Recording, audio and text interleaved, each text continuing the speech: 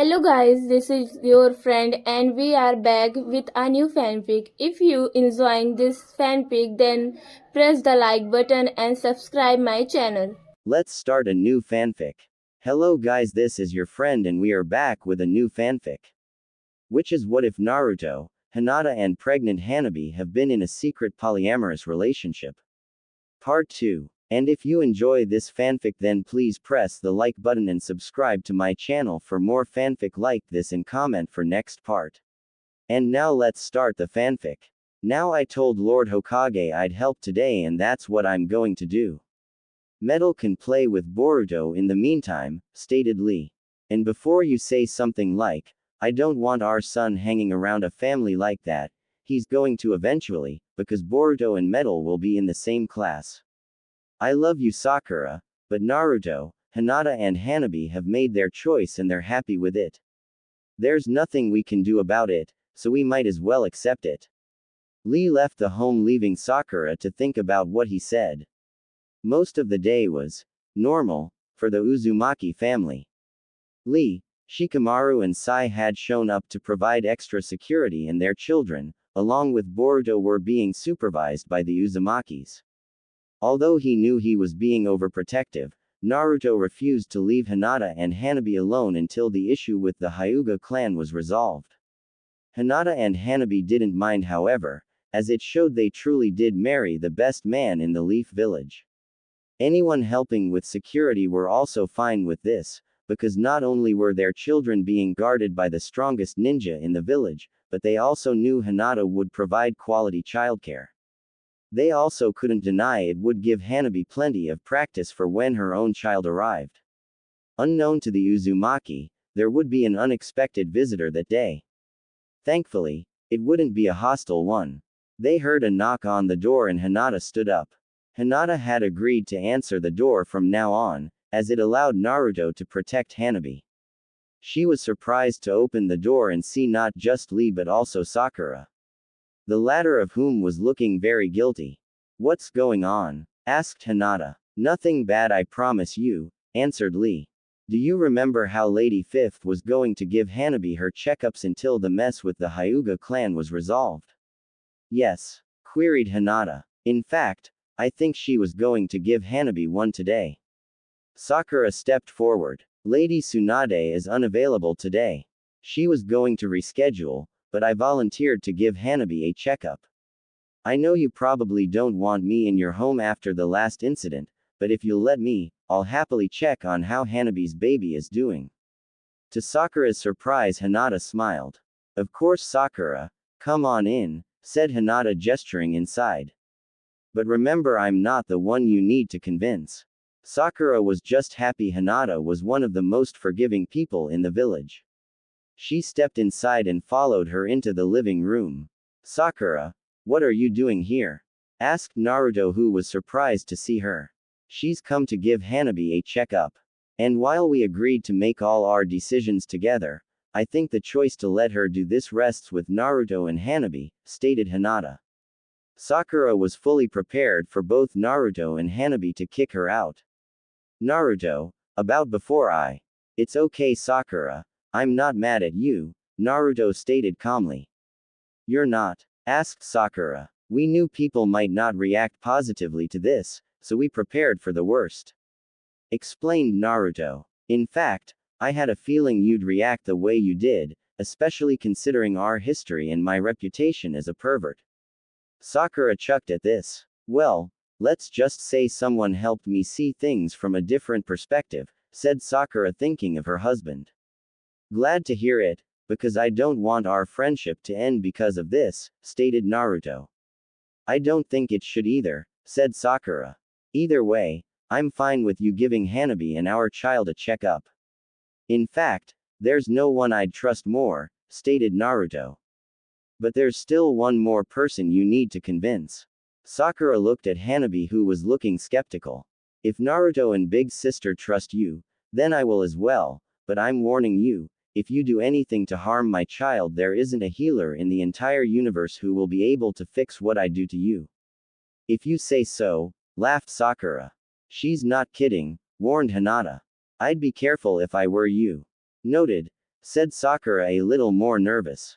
Sakura then gave Hanabi her checkup and despite the lack of equipment, was able to use her skills as both a medical ninja and a doctor to see how Hanabi's baby was progressing. Well, both you and the baby are healthy, and the baby is progressing as normal, said Sakura. Good to hear, said Hanabi. But if you want to know the gender, you'll have to wait till you can go to the hospital for a checkup, stated Sakura. We're fine with not knowing the gender, we want to keep it a surprise, confirmed Hanabi. That's fair, said Sakura. I just hope we haven't pulled you away from the hospital for too long, said Hinata. Actually, I asked for a personal day, stated Sakura. My visit here was of my own choice. In fact, Hinata, I was actually hoping to talk to you. Sure. What about? Asked Hinata. Well, actually I was hoping to speak privately. Would you mind if we went for a walk? Asked Sakura. I don't know Sakura. I don't want to leave Hanabi right now, stated Hinata. It's alright Hinata. Hanabi is more than safe with me, interjected Naruto. And I think having a talk with Sakura might be good for all of us. Lee had let Naruto know about the conversation he had had with Sakura that morning, especially with regards to how Lee thought Sakura wasn't considering Hinata's opinion on the matter. Because of this, Naruto was happy to let them talk privately. But what about the kids? Asked Hinata. I can't expect you to do all the childcare.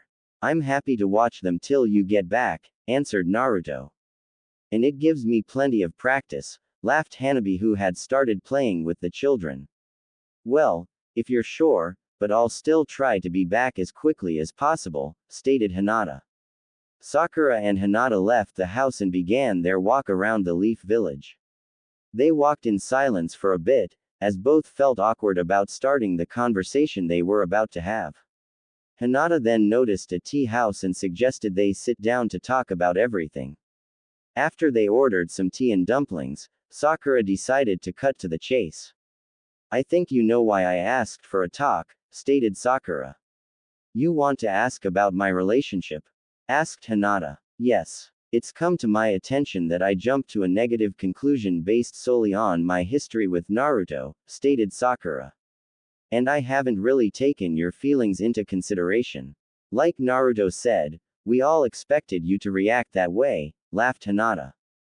Do you all just have a negative view of me now? Asked Sakura. No, we just know what you're like, laughed Hinata. Still, I've realized that I didn't have the full story, and I acted poorly, said Sakura.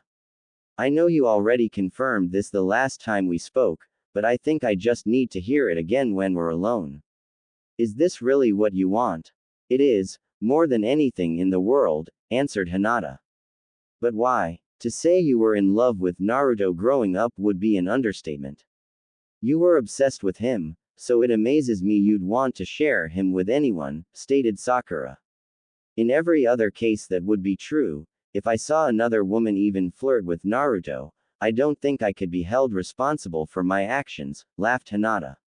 Then why did you make an exception for Hanabi? Asked Sakura. I think you already know the answer to that, answered Hinata. Lee did help me see logic to the situation. He reminded me of that mission we went on together to rescue Hanabi and the lengths you were willing to go to save her. Which included betraying Naruto. Lee also said that Hanabi might be the only person in the world you care about more than Naruto, stated Sakura. I wouldn't go that far, said Hinata. Don't get me wrong, I love Naruto with all my heart, but there's a special bond between an older and younger sister that can be greater than anything, which includes the responsibility an older sister feels towards their younger sister. I guess that's something I can't understand as I'm an only child, sighed Sakura. But I guess that means you'll do whatever it takes to make your sister happy. That's correct, confirmed Hinata. Even before Naruto and I got together I suspected she liked him as well. Because I could see she looked at him the same way I did. In fact, after Naruto and I got engaged I could see a lot of sadness on her face, because she felt Naruto would never be hers. I think she hoped her feelings would fade, but they never did. In the end she was filled with guilt and felt the need to tell us the truth. So, One day she came to us and confessed she was in love with Naruto. To everyone's surprise, I immediately invited her to join us. Without asking Naruto if he was okay with this. Asked Sakura. Yes, Naruto does express that he feels he had no say in the matter, but he wanted me to be happy, so he didn't fight it, stated Hinata. He also admits there was no point in looking a gift horse in the mouth. That doesn't surprise me at all, sighed Sakura. I'm also guessing Hanabi was overjoyed when you asked her to join you in Naruto. Overjoyed would be an understatement, laughed Hinata. Especially considering she feared I would hate her, but she's my sister, I could never hate her. And I'm guessing the rest is history. Asked Sakura. Pretty much. Hanabi moved in with us shortly after, and not only did we both grow closer with Naruto, but we also grew closer as sisters, said Hinata. If you don't mind me asking, why did you and Naruto still go ahead with your marriage? Because from what I can see, you're trying your best to treat everyone as equals. Asked Sakura. For a variety of reasons, stated Hinata. Our wedding date was close when Hanabi confessed, and we feared people would become suspicious if we suddenly called it off. Hanabi also didn't want to ruin our special day, and we all agreed this could help keep our polygamous relationship a secret. Not much of a secret now, joked Sakura. Well, again, we feared how the village would react upon finding out, stated Hinata. As you can see, our fears were warranted. Yeah, can't say I blame you for keeping it a secret, laughed Sakura. If I'm honest though, I'm kind of glad the secret's out, admitted Hinata. Really? But it's caused you guys so much trouble, stated Sakura. I know, but I sometimes feel keeping it a secret prevented Hanabi from being an equal part of the relationship, said Hinata.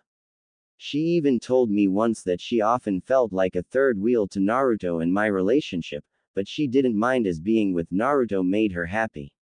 Is that why she had her own room in your house, to help keep the relationship a secret? Asked Sakura. That's correct. We also had special rules when it came to quality time, as I was Naruto's legal spouse, admitted Hinata.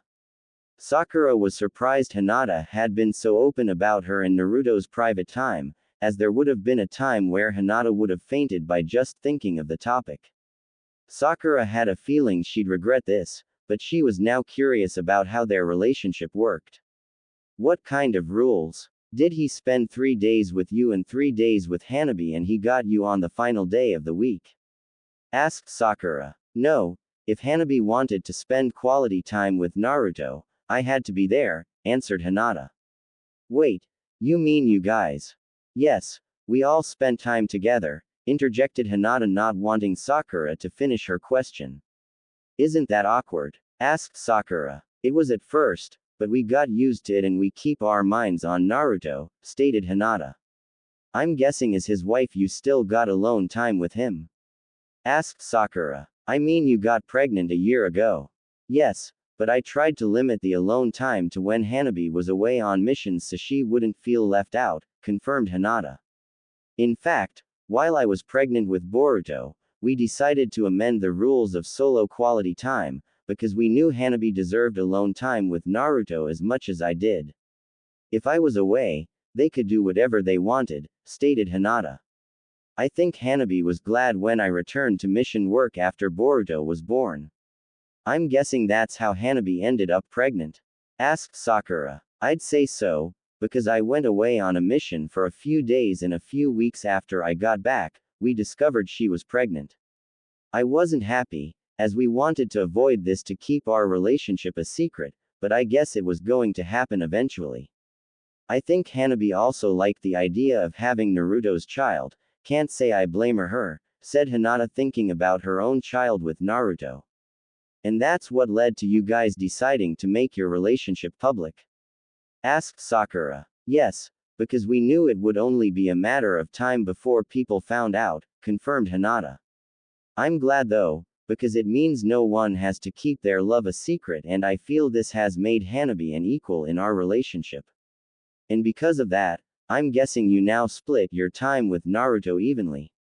Asked Sakura. What do you mean? Asked Hinata. He spends 3 days with you, 3 days with Hanabi, and you alternate Sundays, stated Sakura. No, we all share a bed now and we'll be turning Hanabi's room into a nursery for her child, Hinata clarified. Wait, so you mean all three of you? Yes, interjected Hinata. As I said, we're all equals. You know what? I don't want to know anymore. I still think it's gross, stated Sakura. You're the one who asked, stated Hinata. I didn't think you'd tell me. I thought you'd faint when being asked a question about your intimate life, said Sakura. I knew you'd gotten more confident over the years, but I didn't think you'd be this confident. Hinata chucked. Being with Naruto has allowed me to find confidence in myself I never thought I'd have, but I think inviting Hanabi to join us has allowed me to find even more confidence, said Hinata.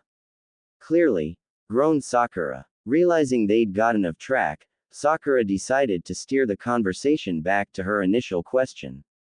So, do you think Hanabi's the only person you'd be willing to share Naruto with? Asked Sakura. Yes, Hanabi's my precious little sister and I want her to be happy.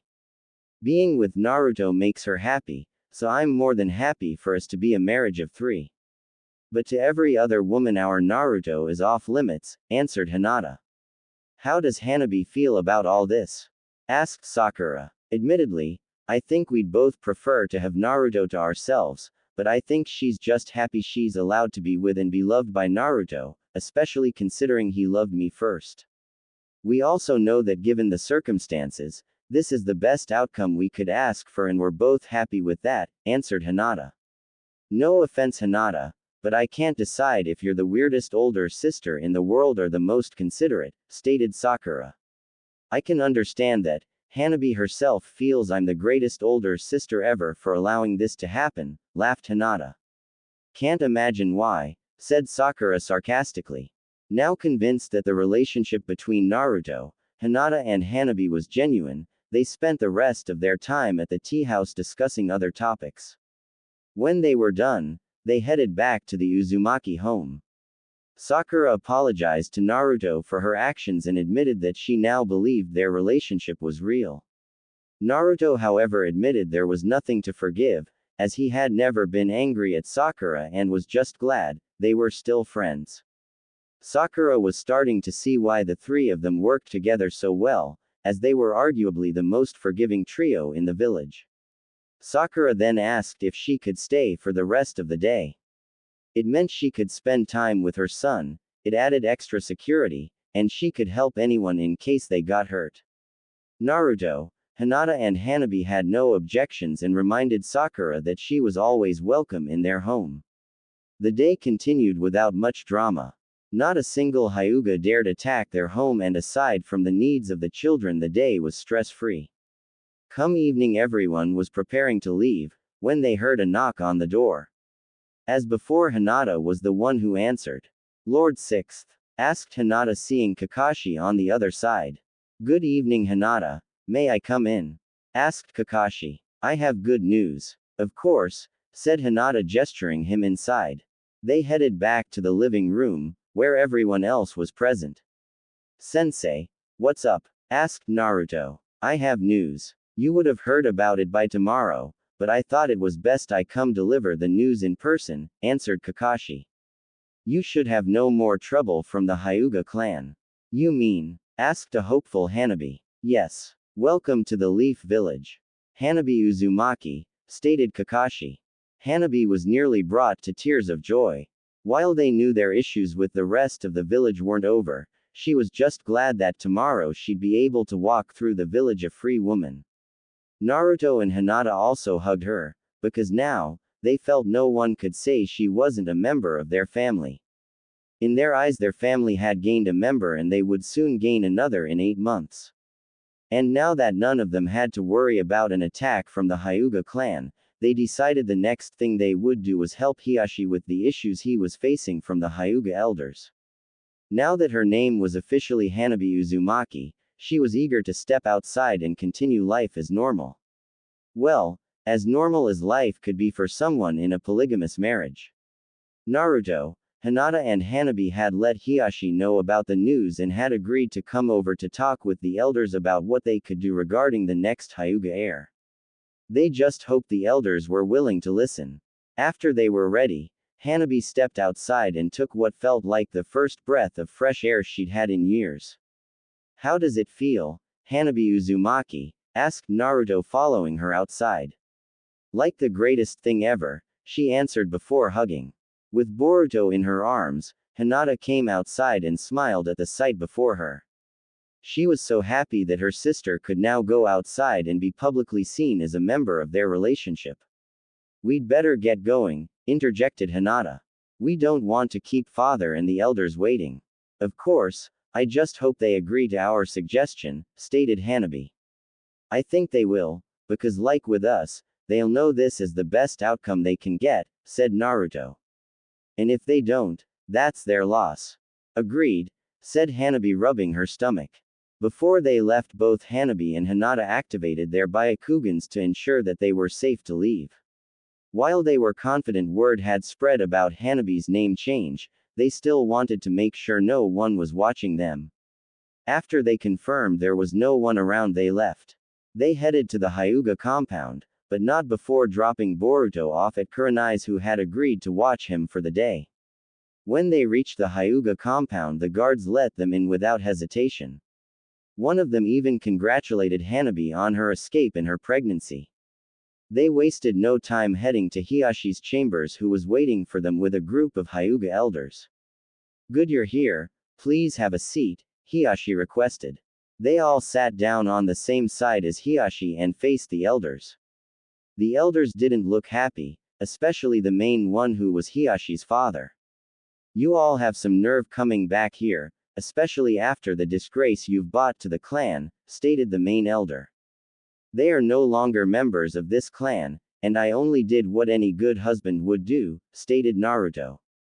And from what I understand, you wanted to use my child for your own selfish gains. Mind your tongue, said another elder. No, he has a right to speak just like any of us, and not just because I was also against what you wanted to do with Hanabi's unborn child, interjected Hiyashi.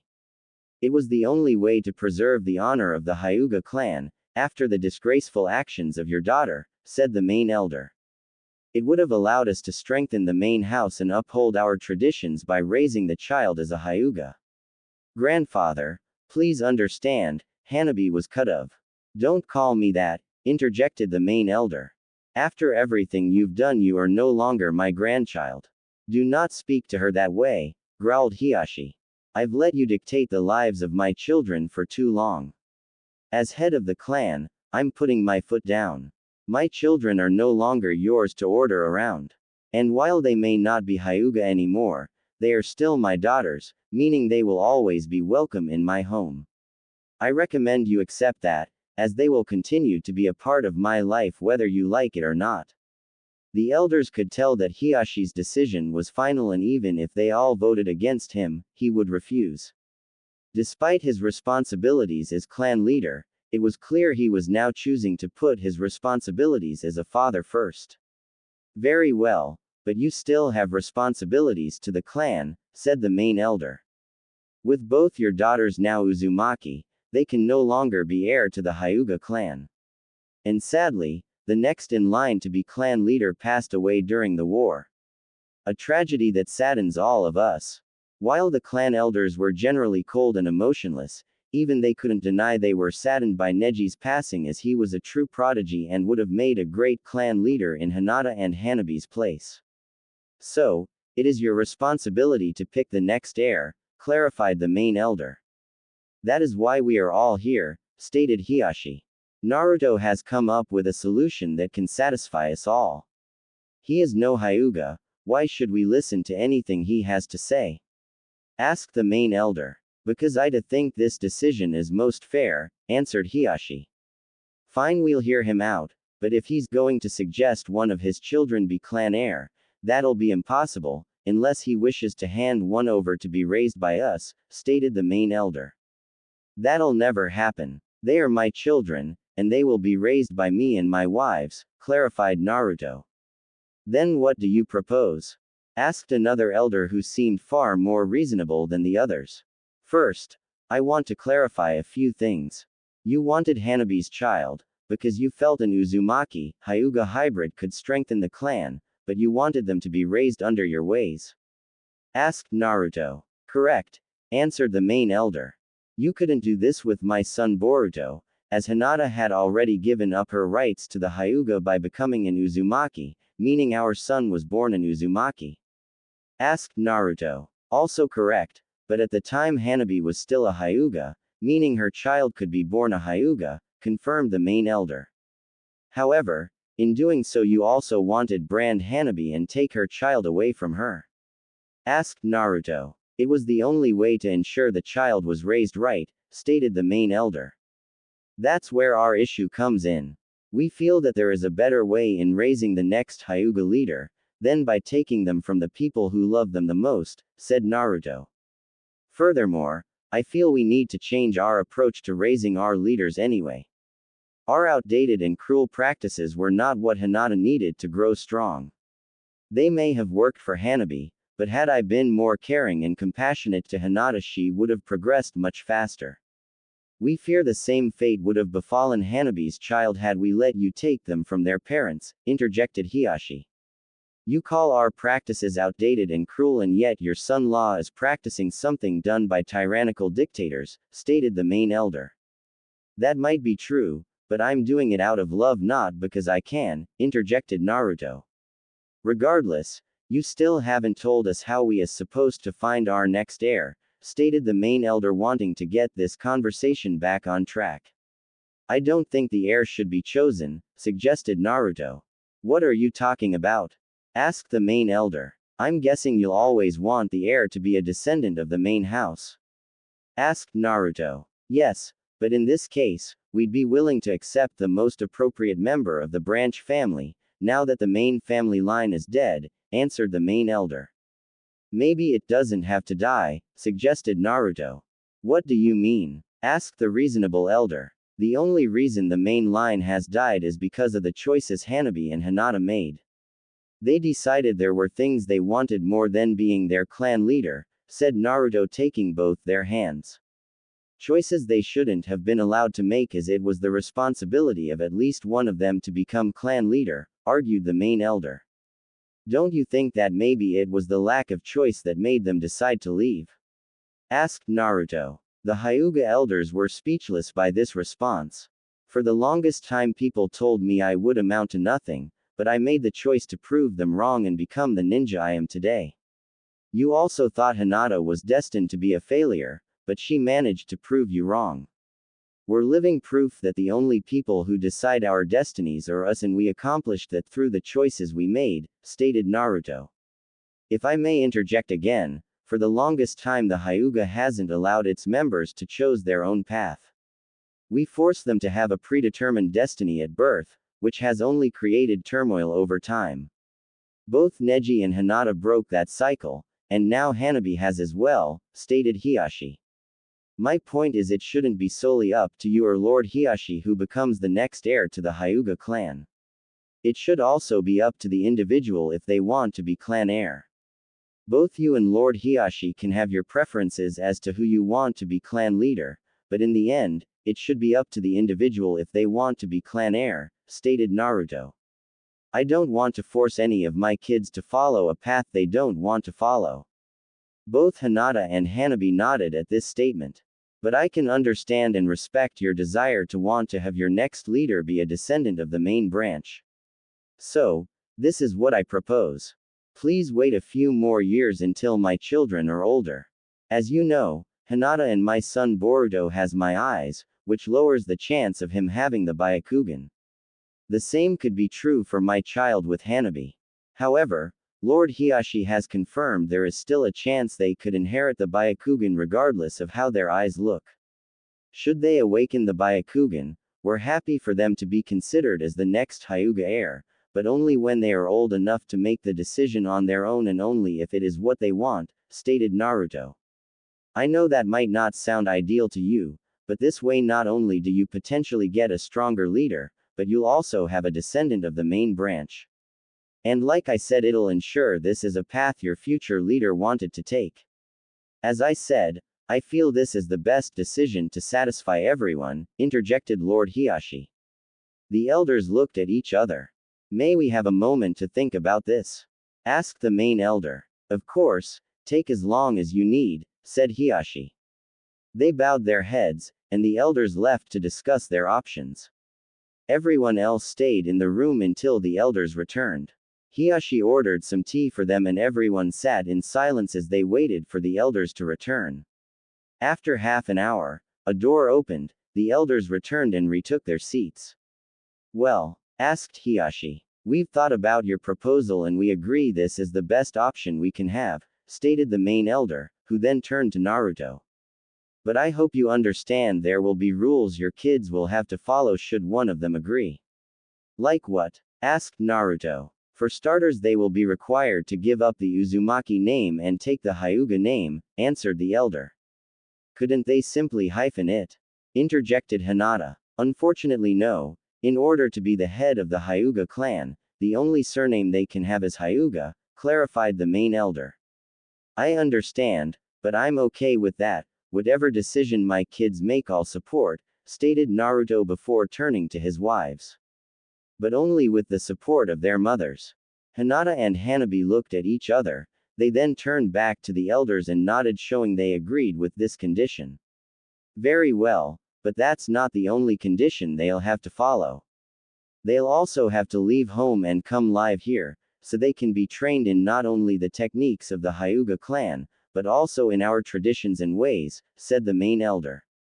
I had a feeling this would be a condition. That being said, even if one of my children decides they want to be the leader of the Hyuga clan, I don't want them to be named heir until they're 18, because no matter what I won't be missing out of their childhoods, stated Naruto. The main elder looked at the others and they all nodded in agreement. Very well, but I want them to know they have this option as soon as both become genin, stated the main elder.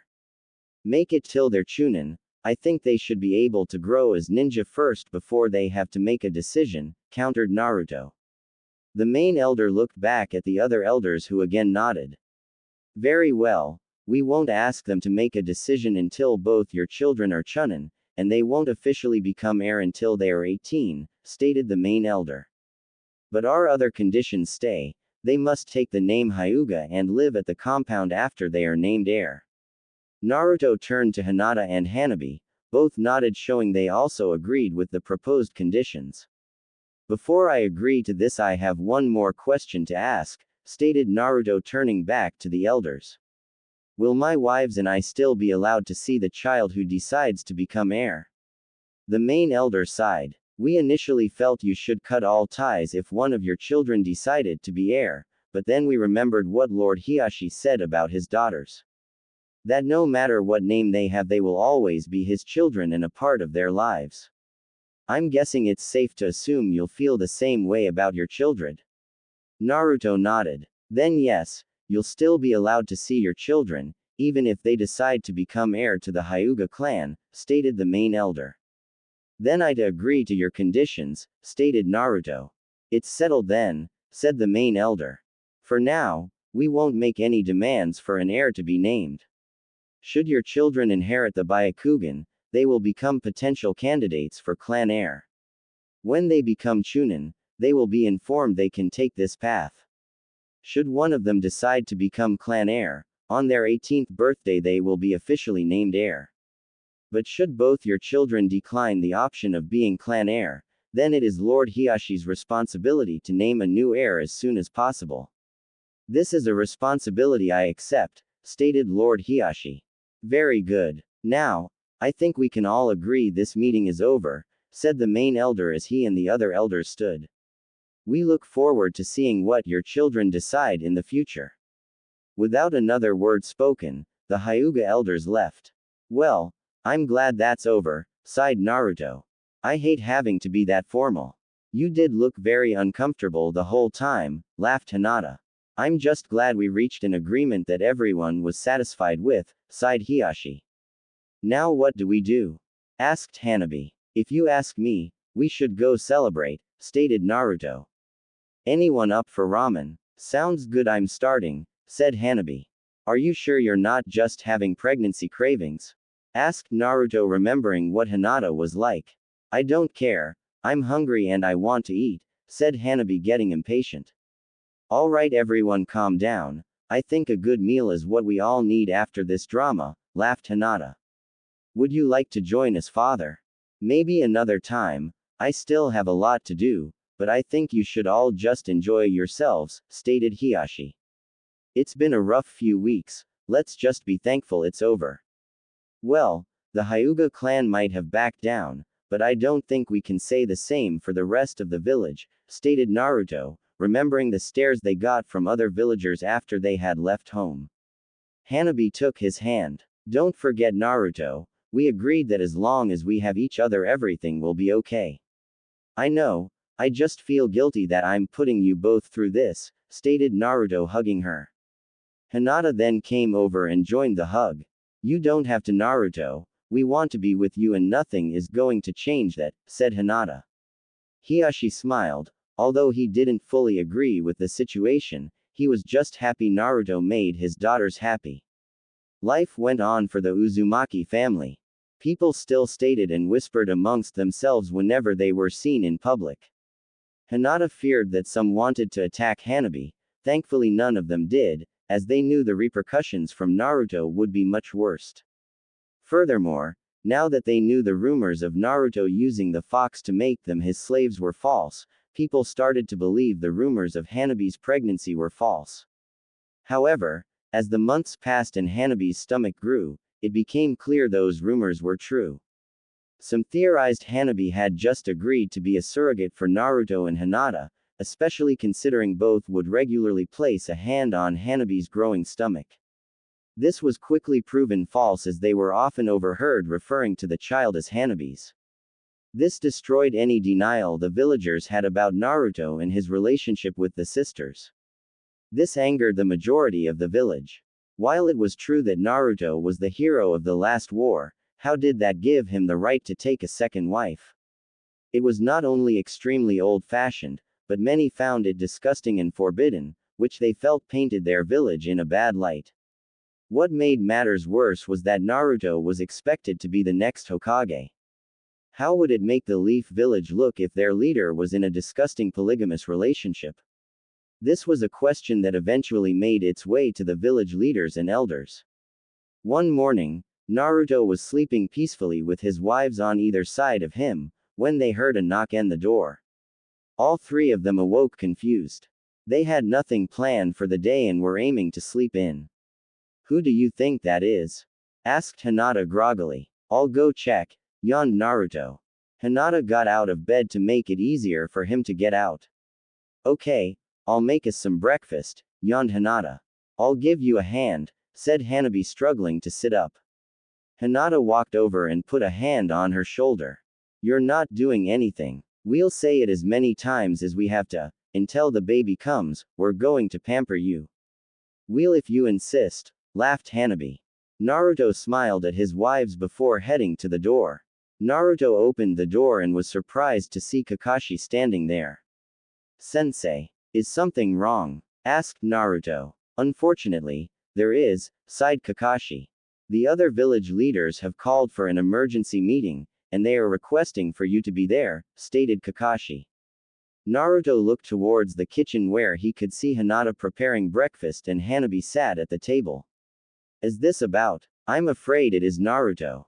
We thought the worst of this was over, but the worst is yet to come, interjected Kakashi. Okay, well, I'll tell them we've been summoned and we'll get ready as quickly as possible. Despite the mask hiding most of his face, Naruto saw Kakashi's expression go sad. As much as I'd like you all to be there, so you could support each other, the village leaders have stated that only you are to come, Kakashi clarified. I'm sorry, Naruto, but your wives are going to have to stay home. But this concerns them as well, argued Naruto. I agree. Unfortunately, the concern of the village leaders is on the future of the Leaf Village, which they feel concerns you more than them, countered Kakashi. Alright, conceded Naruto. Can I at least say goodbye to them? Of course, just don't be long, we don't want to keep them waiting, stated Kakashi. Naruto nodded before heading back inside. He told Hinata and Hanabi what was happening and how he had to go with Kakashi to meet with the village leaders. Unsurprisingly, they wanted to go with him, but agreed to stay after hearing that only Naruto's presence was requested. Naruto got dressed, gave each wife a hug and kiss goodbye before heading off with Kakashi. As Naruto and Kakashi headed off into the distance, Hinata and Hanabi watched from the doorway, worried about what was about to happen. Hanabi was particularly worried. "You don't think I've ruined Naruto's life and his dreams, do you?" asked Hanabi as she placed her hand on her stomach and started to cry. "Don't worry about that, Hanabi. As long as the three of us are together, we'll be fine," stated Hinata comfortingly as she hugged her younger sister. "I just hope Naruto feels the same way," thought Hinata. As Naruto followed Kakashi to the Hokage office, he had a strong feeling that he was about to receive the worst news of his life. He just hoped that no matter what he was about to hear, the comfort of his new family would get him through it. As they entered the meeting room, Naruto was greeted by the other leaders of the Leaf Village, most of them looking very stern and angry. Both Naruto and Kakashi took a seat at the table. "Naruto, I'm sure you're aware why we called you in here today?" asked one of the leaders. "I'm guessing it relates to my relationship with my wives," said Naruto. "Correct. As you know, much of the village doesn't approve of you being with not only your wife but her sister as well," said the same leader. "With all due respect, I view Hanabi as my wife as well, and I wish for you to refer to her as such," requested Naruto. "It doesn't matter what you view her as, you are only legally married to Hinata, meaning none of us are obligated to refer to Hanabi as your wife," said another leader. "I disagree," interjected Kakashi. "Naruto showed us respect by coming today without argument. Because of this, I believe we show him the same respect by referring to both his partners as wives while he is in our presence." "As you wish, Lord Sixth," said the first leader that spoke. "Good. Now I think we should stop stalling and start discussing the real reason why we're here," requested Kakashi. The leaders nodded in agreement. "Very well," said the first leader. "Naruto, we acknowledge that life hasn't been easy for you. You were treated unfairly due to being the Jinchuriki of the nine-tailed fox. Nevertheless, you worked hard for the Leaf Village, and not only did you become a powerful ninja, but you became one that we are forever indebted to. Not just for your services to the village, but for your services to the entire world. Without you, none of us would be standing here today. That being said, just because we are forever indebted to you doesn't mean you are free to do whatever you want. Everyone has to face consequences for their actions, even war heroes. Taking on a second wife may have been acceptable in the past, especially given your accomplishments and the fact that you are the son of the fourth Hokage," said a different leader. "However, it is now seen as an outdated practice that is only performed by tyrants who rule through fear and power. Because of this, most of us have decided that you taking on a second wife paints our village in a bad light. Especially considering you are expected to become the next Hokage. We feel it will lead outsiders to view us as a dictatorship, if our leader, who is also the strongest ninja in the world, has a harem. Because of this, we are giving you the following ultimatum. If you wish to continue your current path, you must end the relationship with one of your wives," said another leader. "It doesn't matter which wife you choose, but if you still wish to become Hokage, we request that you only have one wife." Naruto's anger was growing, but he remained calm. "And if I refuse?" he asked. "If you refuse, you will never be the Hokage," said the first leader. Naruto was shocked. They were forcing him to make an impossible choice. Either he give up on the dream he had worked his entire life for, or he end the relationship with one of the women he loved. "We'll give you some time to think it over, but we expect your answer by the end of the week," said the same leader. Meeting adjourned. Naruto got up and left without saying anything else. He proceeded to wander around the village considering his options. The choice seemed impossible. How could he choose between his lifelong dream and the women he loved? Before Naruto knew it, he had wandered home. Naruto decided to be honest with his wives about what was going on. After entering, Hinata and Hanabi came to greet him. "Naruto, is everything okay?" asked Hinata. "No. Listen guys, we need to talk," said Naruto. They soon gathered in the living room where Naruto told them about the ultimatum he had been given by the village leaders. Unsurprisingly, the sisters were shocked, particularly Hanabi, whose worst fears had been confirmed. So you mean? Asked Hanabi. Yes, I have to leave one of you or I'll never be allowed to become Hokage, Naruto confirmed. How can they do that? After everything you did in the war, denying you your dream doesn't seem fair, stated Hinata. They feel me being both Hokage and in a polygamous marriage will give of the impression that we're an old-fashioned and tyrannical village, answered Naruto. But you didn't force us into this. We're the ones who chose to love you, stated Hinata. If anything, we forced you into this after I invited Hanabi to join our relationship. Unfortunately, they don't see it that way, said Naruto. Something tells me they want their next Hokage to be more modern and not someone who is in a polygamous relationship. They view it as a practice only performed by Tyants. Still, it feels wrong for them to punish you just because you have enough love in your heart to love two people, said Hinata. I agree, but I don't think there's anything I can do about it. I have a feeling they've made their decision and I can't force them to let me be Hokage, because then I will look like a tyrant, stated Naruto. Also, if I did that, I fear I'd no longer be the man you both fell in love with. Hinata took Naruto's hand. Naruto, no matter what you do, we'll always love you. Right, Hana? She trailed off when they saw tears streaming from Hanabi's eyes. Hanabi, what's wrong? Asked Naruto. This is all my fault, answered Hanabi. Hey, no, it's not, said Hinata. Yes, it is, yelled Hanabi. They were silent after this. Hinata was just glad Hanabi hadn't woken Boruto, who was currently napping. After taking a few deep breaths to calm down, Hanabi continued. I should have known this would happen. I should have known that if our relationship ever became public, it would ruin Naruto's life. Now, because of me, Naruto will never become Hokage. I only confessed because I didn't want to hurt you or Hinata, but now I've ruined everything. I should have kept my feelings to myself. Naruto got her to look at him. He wiped some of her tears before saying, What did I tell you before? This isn't your fault. Yes, you feel in love with me first, but after you joined our relationship, I soon fell in love with you as well. You can't blame yourself for this, when in the end it was I who decided to love two women. And you were very brave for coming forward and telling me the truth. This would have ruined the relationship between most sisters, but you told me anyway because you wanted to be honest, and I'm eternally grateful for that. I want my little sister to be happy, so I saw nothing wrong with sharing the man I love with her, stated Hinata. You even expressed that you feared I would hate you for this, but remember what I said the night you first joined us, I could never hate you. That's why I consider you the super sister, laughed Hanabi, wiping more tears from her eyes. Super sister. That has a nice ring to it, laughed Hinata. Their laughter was short-lived as Hanabi still felt guilt over the whole situation.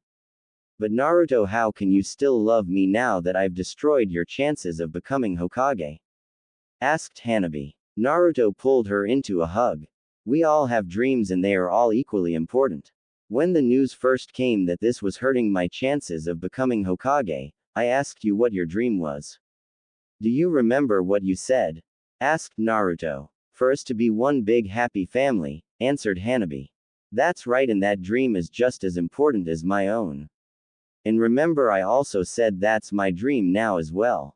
You, me, Hinata, Boruto, and our unborn child will all be one big happy family, declared Naruto. It was at this point that Naruto knew what he had to do. Better yet, he knew what he wanted to do. He let go of Hanabi and stood up. Stay here, I'll be back, said Naruto, heading for the door.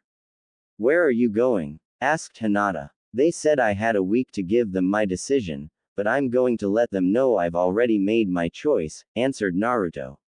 What are you going to tell them? Asked Hanabi. I think you already know, said Naruto, looking back and grinning. You're really going to give up being Hokage for us? Asked Hinata. I never said I had given up. This isn't the first time I was told I'd never be Hokage. I proved them wrong once, who's to say I can't do it again, answered Naruto, giving them a toothy grin and a thumbs up. Besides, it's just a position, there are people now that are more important to me. Both Hinata and Hanabi were touched by how much Naruto loved them, and they admired that he wasn't deterred by this. It could take many more years for him to become Hokage, so they admired that he was still determined to live his dream no matter what. Besides, this will give me more time with you and the kids, laughed Naruto before taking off to the Hokage office. Naruto wasted no time heading to Kakashi's office and walking through the door without knocking. Kakashi looked up from his paperwork, a little annoyed by Naruto's intrusion. Naruto, I know we go way back, but I'd prefer you at least knock before barging in, sighed Kakashi. I'm sorry, but this is important, said Naruto. Gather the leaders, I've made my decision.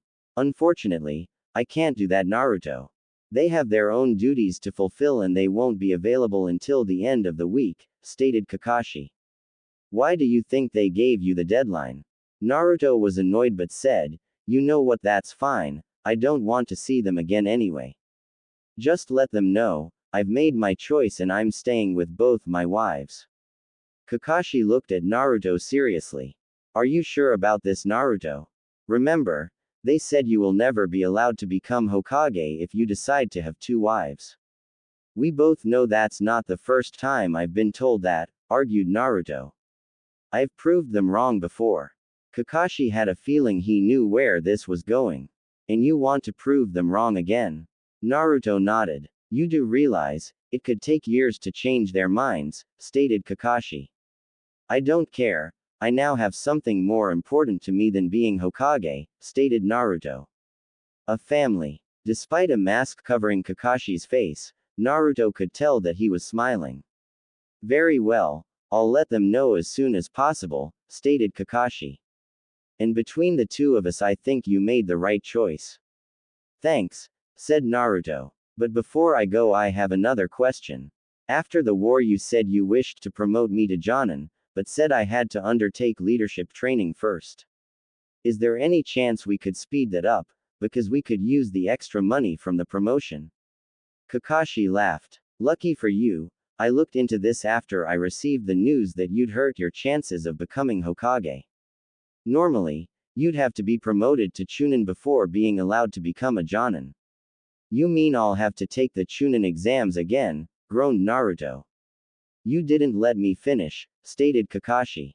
Normally, you'd have to be promoted to Chunin first, but everyone including the other village leaders agree that it would be pointless for you to take the exams again, because your skill would far exceed that of the other applicants. Therefore, we've decided we can promote you without you retaking the exams. I also think you've done more than enough leadership training to warrant further promoting you to Jonin. So, you mean? Asked Naruto. Yes, because you currently can't become Hokage, I'm going to speed up your promotion to Jonin, Kakashi confirmed. Thank you, Kakashi-sensei, said Naruto. Don't worry about it. I too think the other villagers are being unfair about this, so I have no issue promoting you to a position no one can argue you don't deserve, stated Kakashi. Now look, I'd love to continue chatting, but I have a lot of work to do. Of course, see you later, sensei, said Naruto, who then left. Naruto ran back to his home to tell his wives the good news. Well, asked Hinata as Naruto came through the door. I told Kakashi-sensei that I wasn't leaving either of you. He's agreed to pass my decision on to the other leaders, answered Naruto. Was he upset about your decision? Asked Hanabi. He reminded me of the consequences, but he also feels I made the right choice. He even felt putting my family first was the right choice, stated Naruto. But I've also got some good news. They gave Naruto their full attention. He's agreed to speed up my promotion to Jonin. And let's face it, that's a position I definitely deserve. Knowing this was big news, they both jumped forward and hugged him. Naruto, that's wonderful, cried Hinata. Yeah, we should do something to celebrate, said Hanabi.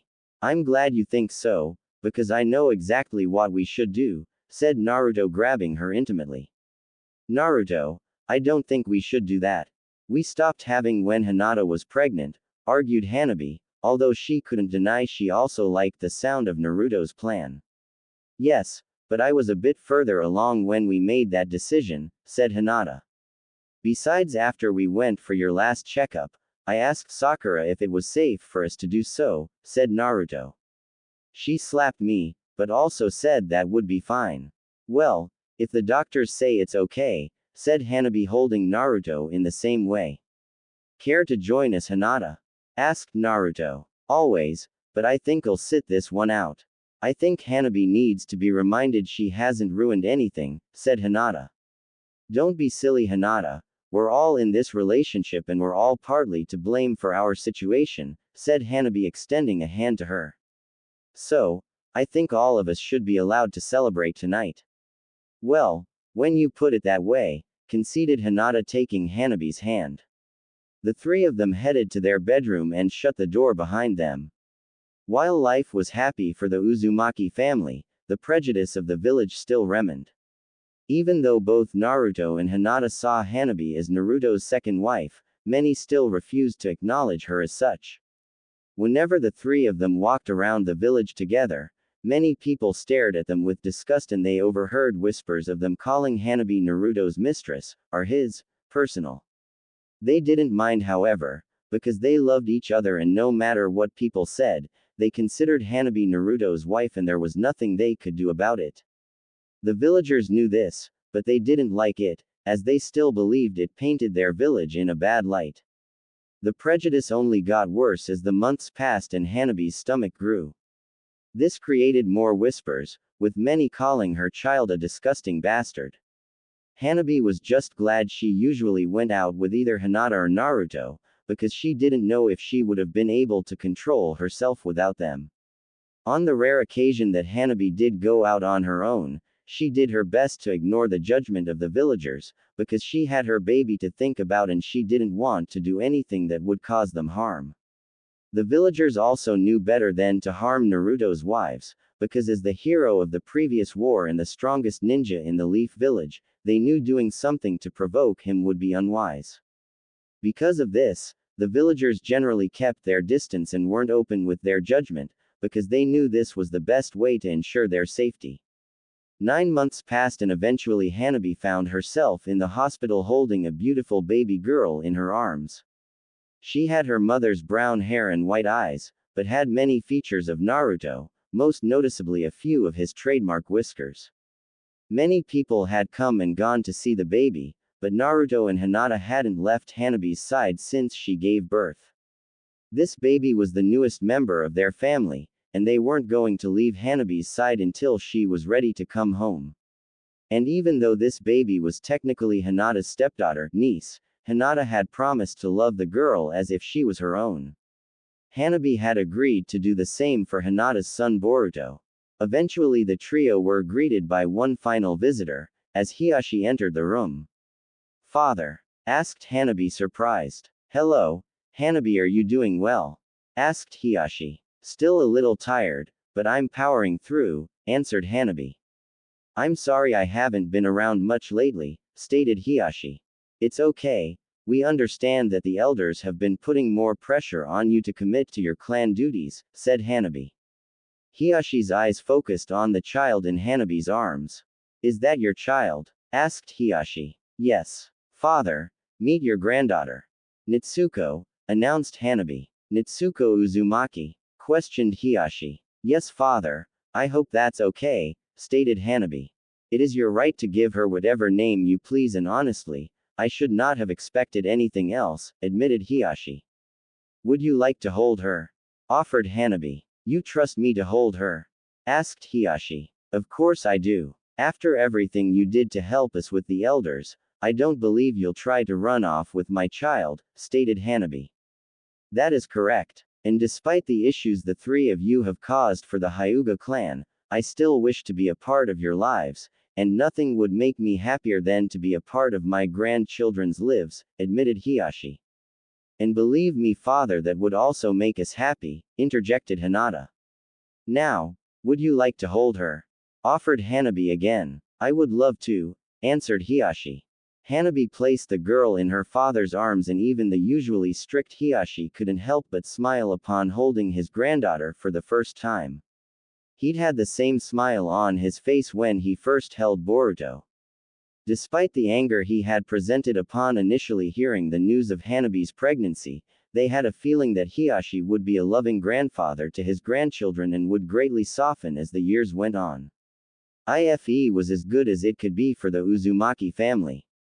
Hanabi was overjoyed now that she was a mother.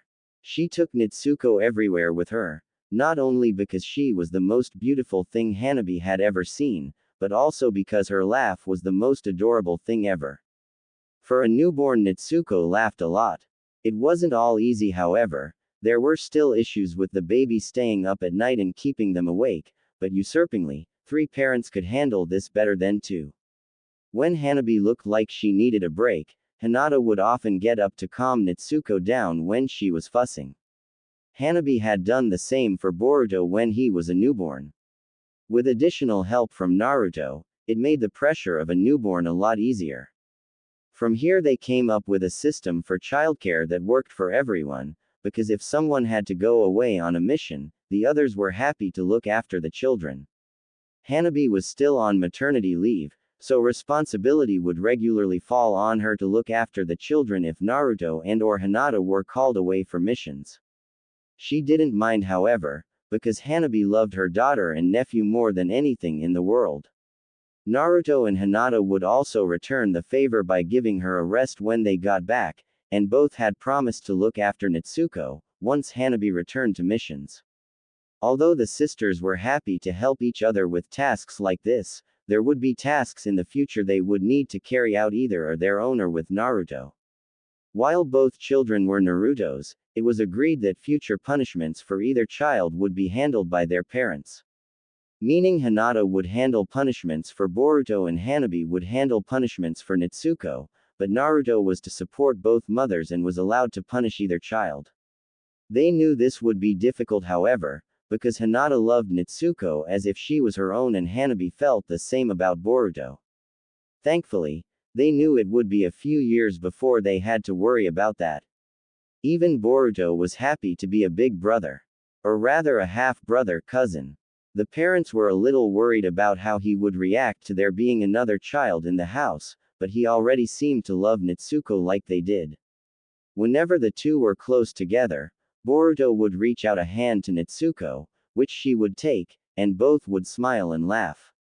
This made the parents even happier as it was clear the children were already close friends. There was no denying that despite the oddity of their relationship, they were a big happy family. There was even a family photo in their house to prove it. Naruto stood in the middle with a big grin on his face, as Hinata and Hanabi both kissed him on the cheek. Each child was being held by their respective mother, they had joined hands with each other and had smiles as big as their father. They also hadn't let the stress of having children interrupt their bedroom life.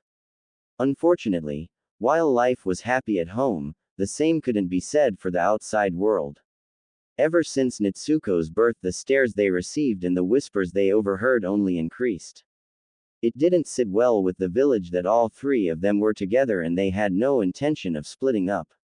Some were even starting to view Naruto as a disgrace, because he'd thrown away his chance to be Hokage, all because he decided to love 2 women. This felt like a punch in the gut to Naruto at times. After everything he had done for both the village and the entire world, many of them hated him again, all because of one decision he made. The family did their best to ignore them, however, because the 3 of them were happy together and that was all that mattered. Hanabi was the one to face the worst backlash. As she wasn't legally married to Naruto like Hinata, most of the village refused to acknowledge her as a legitimate wife. This prejudice extended to her daughter. Hanabi was out one day with Nitsuko in a stroller, as Hinata had asked her to run a few errands. It was well known by this point that Hanabi was the third wheel in the relationship, so she was quickly recognized whenever she left the house.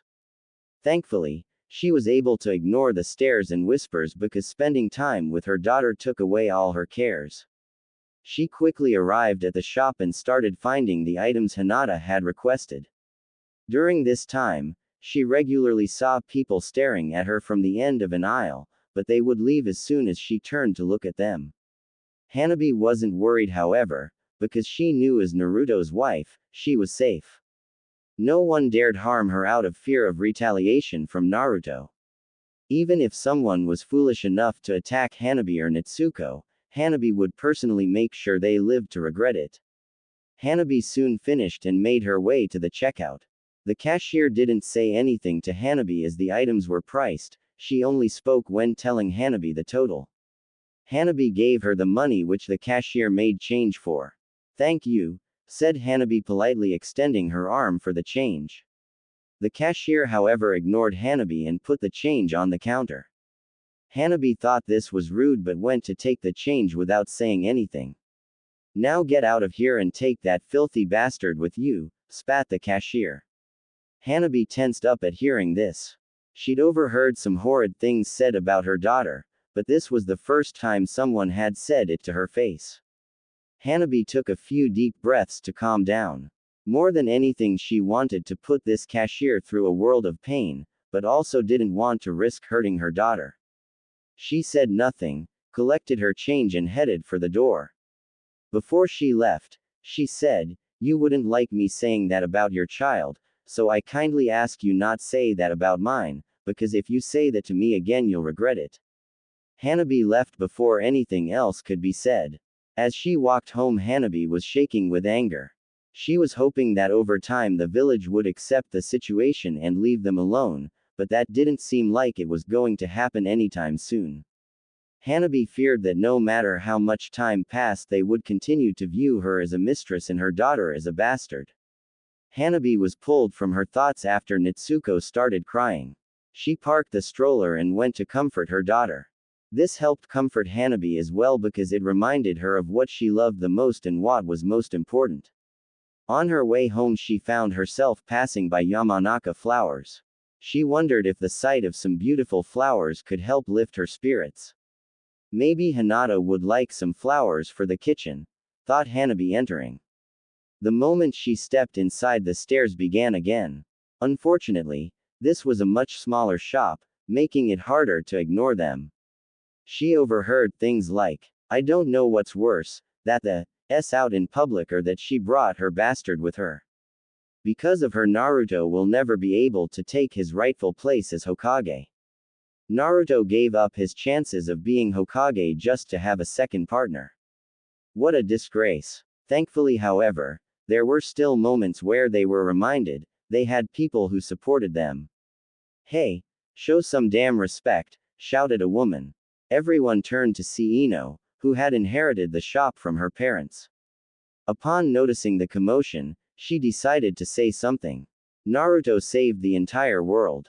Without him, none of us would be here. So what if he has 2 wives? That was his choice. Furthermore, it's none of our business what he does in his personal life," scolded Ino. "Now quit staring or get the hell out of my shop." Everyone did as instructed and went back to browsing. "You okay?" asked Ino, approaching Hanabi. "Yeah, thanks Ino," sighed Hanabi sadly. "Don't worry about it, people need to mind their own business," stated Ino. "And hopefully if they see others stand up for you, they'll learn to leave you alone."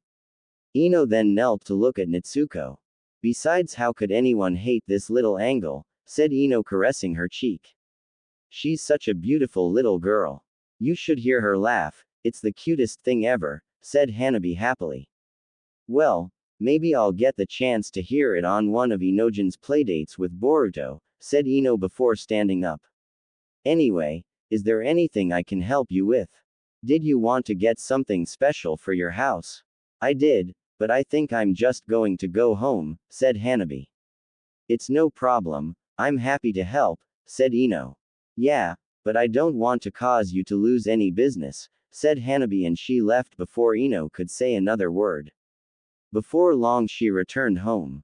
She put the groceries on the counter and then went to stare at the family photo of the 5 of them. They were so happy together, why couldn't the village just be happy for them? "Oh, Hanabi, when did you get back?" asked Hinata, walking into the room. "Just now," sighed Hanabi, still staring at the picture. Did you get everything I asked for? Asked Hinata, walking over to the counter. Yeah, answered Hanabi. Thank you, stated Hinata. Also, I just put Boruto down for a nap, so it might be a good idea to put Natsuko down as well. Okay. Hinata started unpacking the bags. Listen, Naruto should be coming home from his mission tonight and I was hoping to cook him something special. Would you like to help? Sure, sighed Hanabi. Hanabi, is something wrong? Asked Hinata, noticing that her sister wasn't her usual cheerful self. Yeah, just the usual, answered Hanabi.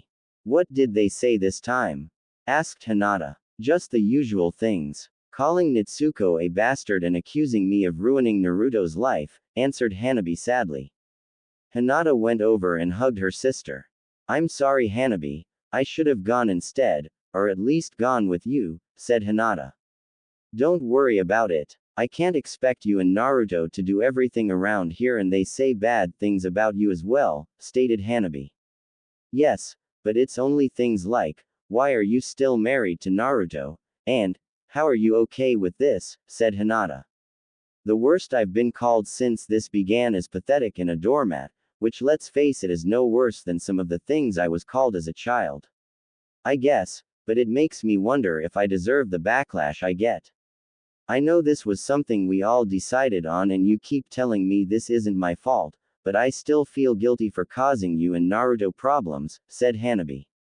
Yes, but remember we also said that because this is something we all agreed to, we are all at fault for the public's reaction. So please don't feel guilty. We're all equals in this relationship, so any backlash we face is the fault of all of us, said Hinata. Hanabi stood up and picked up Natsuko. Unfortunately, the public won't see it this way for one simple reason. You're married to Naruto and I'm not, said Hanabi sadly before taking Natsuko to have a nap. Hinata felt guilty. More than anything, she and Naruto had wanted Hanabi to feel equal to them in this relationship, but she also knew Hanabi was right. How could Hanabi feel equal to them when she wasn't married to Naruto like Hinata was? A few hours later, Naruto came home. Hinata, Hanabi, I'm home, he called, entering. Good evening, Naruto. How was the mission? Asked Hinata. Pretty boring, said Naruto. I'm mostly being asked to provide security for wealthy clients. Not as much work now, due to the conflict ending between nations. Still, they pay a lot of money to have me as security, which is why Sensei is always assigning them to me. Hinata hugged Naruto. You're working hard to support our family and that's all that matters to me.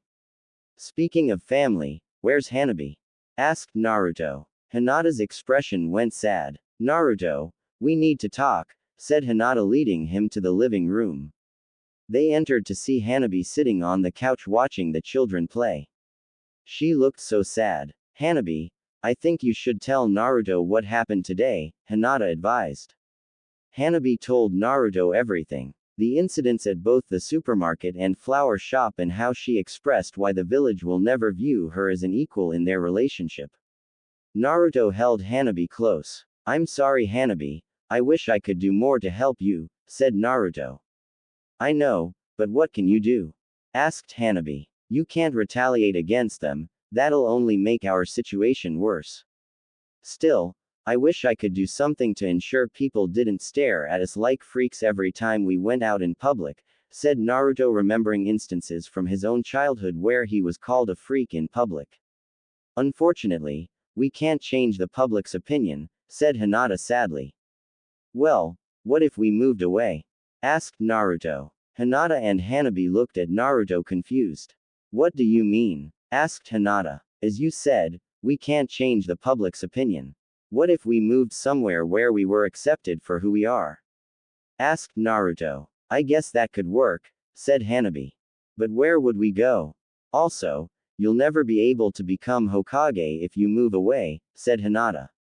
I know, but I've been thinking about it, and although being Hokage will always be my dream, I've decided there are things more important to me now. Making sure both you and our children are happy, and I'm not sure I can do that if we stay in the Leaf Village, said Naruto. Also, I think the village has made their choice. They don't want someone in a polygamous marriage to be Hokage. Maybe I should just accept it isn't an option for me anymore. I can live with knowing that I was at least strong enough to be Hokage. But Naruto, it was your dream, stated Hinata. Like I said, there are more important things to me than dreams, said Naruto. Hinata smiled at this. She had initially fallen in love with Naruto due to his determination and desire to follow his dreams no matter what. One could argue this was Naruto giving up on his dream, but Hinata knew this wasn't the case. It wasn't that he had given up, he had just realized there was now something more important to him, and that was to be there for the women he loved. She had a feeling he would apply the same dedication to them, as he had to being Hokage, meaning Naruto hadn't given up on his dream had simply changed. That means everything to me, Naruto, said Hinata, wiping away a tear. Me too, said Hanabi, perking up. Besides, Lady Tsunade wasn't living in the Leaf Village when they decided to make her Hokage. I'm sure there will come a day when the village realizes they need you to lead them, and they'll be begging you to become Hokage. So, what do you think? Should we move? Asked Naruto. Again, where would we go? Asked Hanabi. Honestly, I don't know, said Naruto. After the war, I probably would have been welcome to join any of the hidden villages, but now I'm not so sure. I agree, why would another village would treat us kindly if the Leaf doesn't? Asked Hinata. I guess we could just move somewhere else, suggested Hanabi. Maybe we could set up a small security business where we offer our services as ninja. I still think we'd face the same problem. I feel no matter where we go, we'll still be treated poorly because of our relationship, sighed Naruto. I don't know why I brought this up, I already said the same thing to Gaara. What do you mean? Asked Hinata. I don't know if you remember, but shortly after Natsuko was born I went on a mission to the Sand Village. While I was there, I caught up with Gaara. He'd heard about how I was no longer allowed to become Hokage because of how the village felt about our relationship. He'd also heard about how we've been treated since our relationship became public, said Naruto. Gaara then told me if living in the lead village became too hard, we'd always be welcome to come and live in the Sand Village. He even thinks the village might be more accepting of us considering the Sand Village has a fairly tyrannical history. Considering this is the first time you're bringing this up, I'm guessing you didn't agree? Asked Hanabi. I could see where he was coming from, but I don't know if we can be certain they would be accepting, said Naruto. Sure, they've probably had rulers who have done stuff more controversial than being in a polygamous marriage, but I also think they're trying to move past that part of their history, and I feel us living there would only remind them of the village's tyrannical past. I can see what you mean. Even if they were more accepting, they probably wouldn't like what we represent, said Hinata. So, I turned Gaara down because I didn't want to cause him any trouble, said Naruto. Sorry I didn't bring this up sooner. It's okay, we've all had a lot on our minds, sighed Hinata. I guess there really isn't anywhere we could go that would accept us for who we are. I can't think of any other better options. Maybe staying in the Leaf Village is our best option, stated Hanabi. Naruto and Hinata looked at her in shock. Considering Hanabi faced the worst backlash from their relationship, they thought she'd be the one most eager to move away. Think about it, she said. Sure, we could move to another village that would be more accepting of us, but I think they'd still stay clear of us, and we'd be living a life of isolation. I know we'd all be together and that's what's most important, but think about what we'd be leaving behind. Yes, most of the village now looks at us with disgust, but if today has taught me anything, it's that there are still people who love and support us. Ino stood up for me today, and I know our other friends will stand up for us as well. Even Lord Sixth, who has to remain impartial, has done everything he can to support us. If we moved away, we'd live a peaceful life, but it would be a lonely one.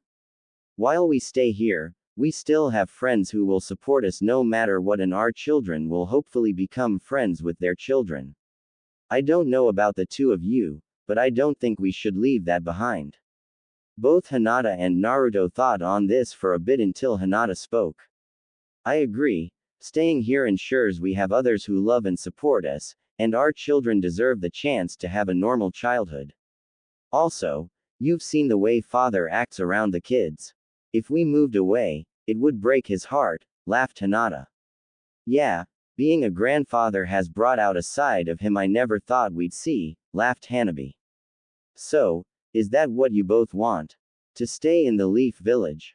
Asked Naruto. Yes, because even though we'd probably find more peace living away from the village, I think it's important we stay close to the people who support us, answered Hinata. Hanabi nodded in agreement. Naruto walked forward and hugged them both. Well, if both my wives want to stay, then I guess we're staying, laughed Naruto. Hanabi held Naruto tighter upon hearing this. She loved it when Naruto called her his wife. Even though it wasn't legally true. Naruto, could you call me that again? Asked Hanabi. What? My wife? Asked Naruto. Yes, I'm your wife, said Hanabi, tearing up. Naruto held her tighter upon hearing this, and Hinata went to comfort her as well. They had a feeling Hanabi was thinking about how most of the villagers refused to acknowledge her as Naruto's wife. They all felt this was unfair, because while Hinata was the one legally married to Naruto, Hanabi was also his wife in all the ways that mattered. They just wish they could do something to change this. Later that night, Naruto lay awake between his wives contemplating the situation. He kept wishing there was a way he could legally marry Hanabi the same way he married Hinata. He had a feeling that Hanabi would always feel unequal to him and Hinata if he didn't, and he also felt the villagers would always use this as an excuse to say she wasn't his wife. Naruto looked over at Hanabi, who was sleeping to his left. Despite being the mother of his daughter and sharing his surname, most of the village would never acknowledge her as a legitimate wife, which felt completely unfair. Truth was, Naruto loved Hanabi as much as he loved Hinata, and if he could marry her as well he would. Sadly, Kakashi had informed him it wasn't legally possible. What's wrong, Naruto? Whispered Hinata, sitting up on Naruto's right. Nothing. I'm just thinking, whispered Naruto. About what? You can tell me, whispered Hinata, snuggling up to him. I just wish I could marry Hanabi as well so people would stop saying she isn't my wife. Asked Naruto. I wish you could too. It hurts me to see her saddened by this, admitted Hinata. I don't think it would change the public's opinion, but at least no one could say she isn't your wife. Well, hopefully Hanabi can live with the fact that if I could marry her, I would, sighed Naruto. I know you would, which is why we love you, stated Hinata. Naruto and Hinata then decided they needed to find a way to make Hanabi a true equal in their relationship, even if it affected them negatively. Naruto and Hinata were currently in the Konoha library researching everything they could regarding the Land of Fire's laws regarding polygamous marriages. Kakashi had also sent a shadow clone to help them, as he wanted to help them in any way he could. His position as Hokage also granted them access to restricted books. They were keeping this from Hanabi, as should they find a way to make her Naruto's wife, they wanted to surprise her. They used excuses like they were running errands or providing security for the village to explain their absence. Thankfully, Hanabi wasn't suspicious. Unfortunately, they'd been at it for over a week, and they still found nothing. They'd found a few laws that could have helped, but unfortunately, they were now void. I told you, Naruto, this isn't legally possible, sighed the Kakashi clone, closing a book. You say that, but we've come close a few times. Remember that old law we found where it said that in addition to high-ranking officials being allowed to take a second wife, their legacies could as well. As the son of the fourth Hokage, there was a time I could have taken a second wife, stated Naruto. Yes, but that law was made void shortly before Tsunade became the fifth Hokage. That being said though, as the son of the third, I think Asuma would have been allowed to take a second wife. Please don't tell Kurenai I said that, said the Kakashi clone. We promise we won't, said Hinata, who then looked at the law herself. Makes me wonder though if this law applies to my family, but I can't think of anywhere in our family history where the head of the Hyuga clan had more than one spouse. That's probably because it would have caused greater tension within the main family. There'd be greater arguments over who deserves to be heir, and something tells me some spouses wouldn't hesitate to kill each other or the children, said the Kakashi clone. Either way, I think it's a good start, and maybe we'll find a modern law that applies to us, said Naruto. They continued researching for a few more hours before Hinata discovered something in a book detailing the most up-to-date laws regarding marriage in the Land of Fire. Guys, come over here, she called. Naruto and Kakashi's clone headed over. According to this, while legacies are no longer allowed to take additional spouses, people who hold or have held significant positions of power are still allowed to take on an additional spouse, stated Hinata. This includes the position of the Hokage.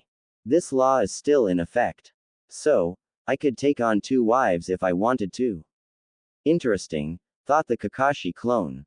Oh, so you criticize me for taking on a second wife, but now you're considering it?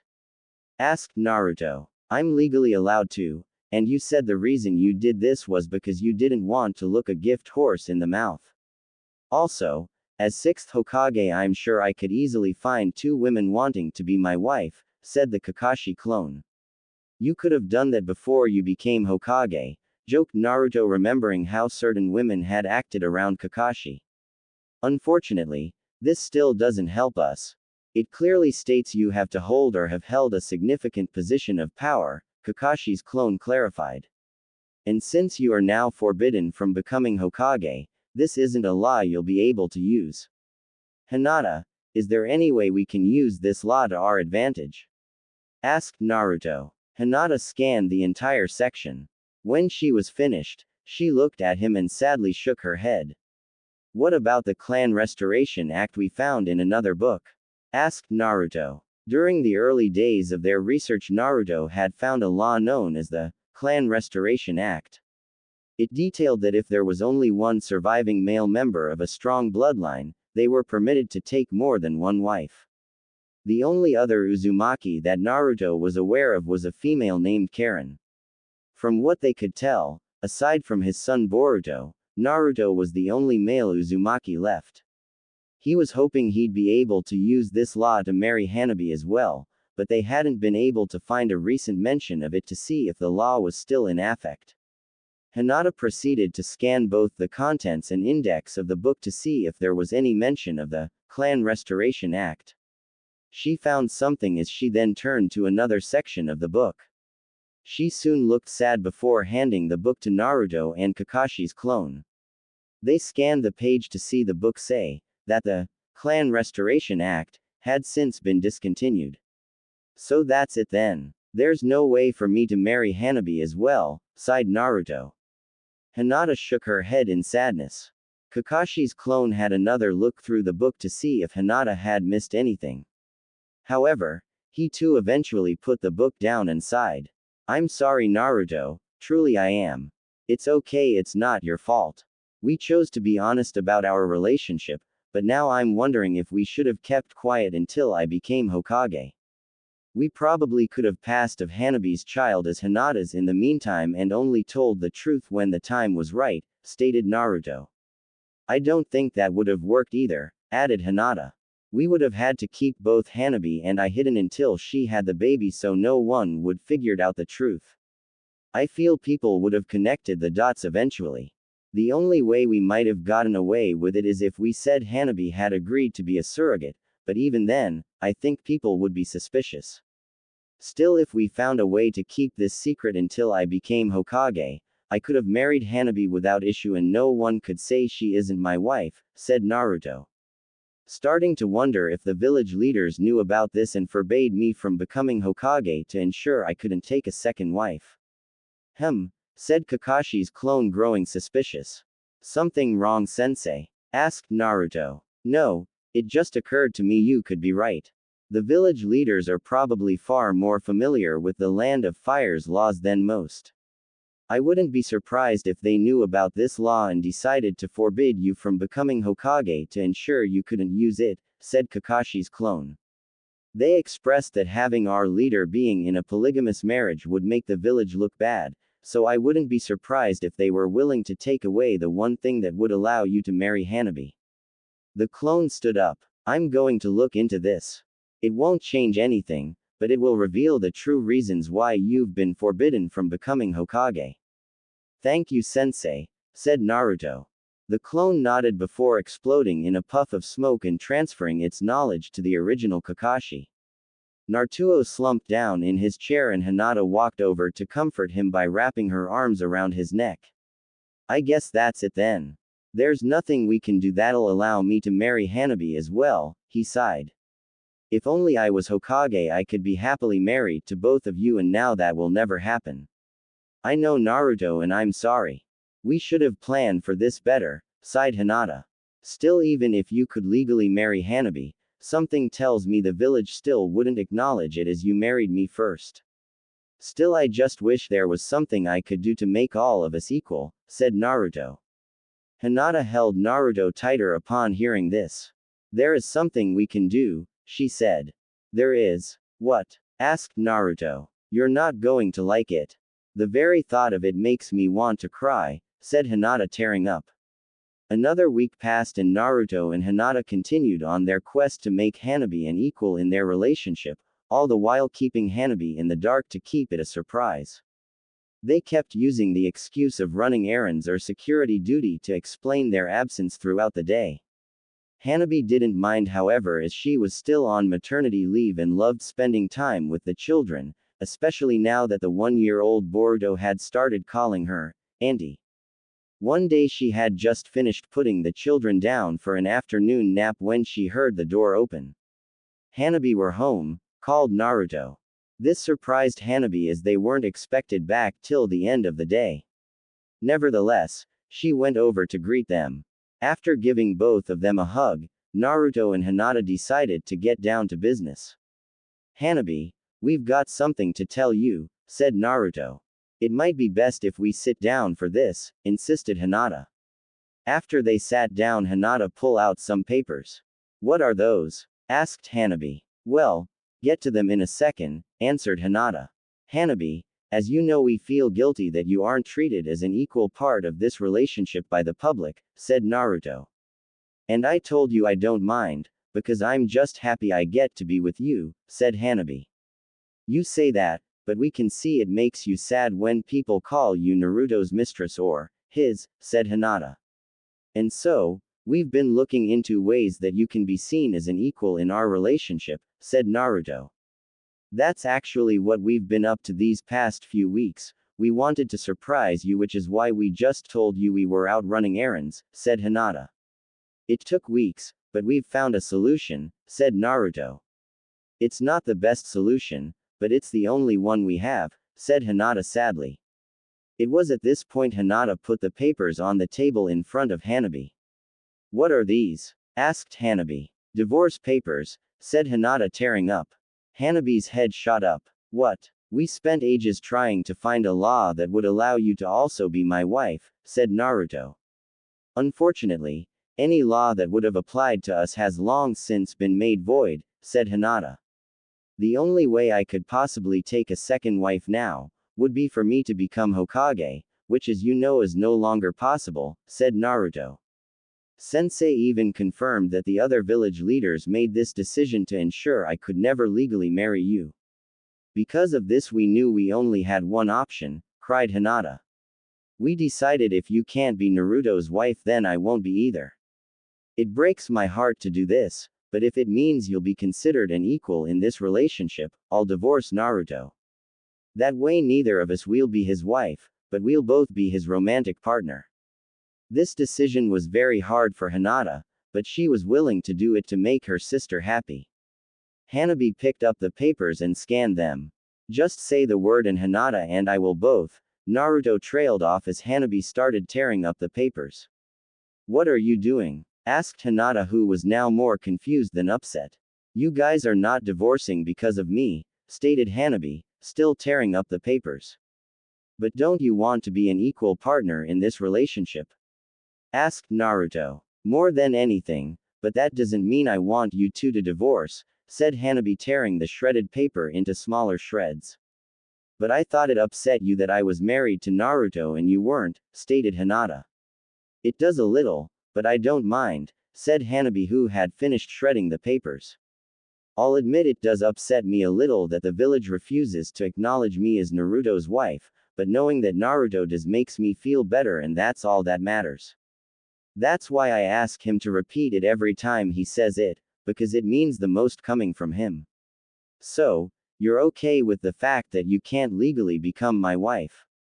Asked Naruto. You've already said I could, said Hanabi. What are you talking about? We said there's no way I can legally marry you while I'm married to Hinata, stated Naruto.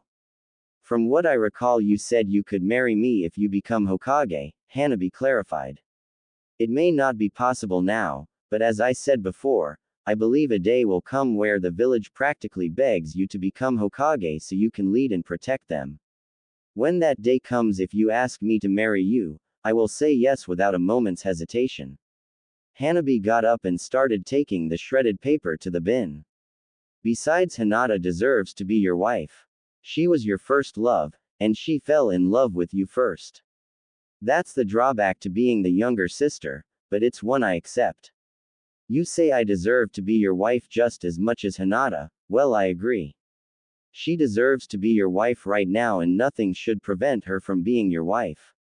I may have to wait a few more years to also become your wife, but it's a consequence I'm willing to accept.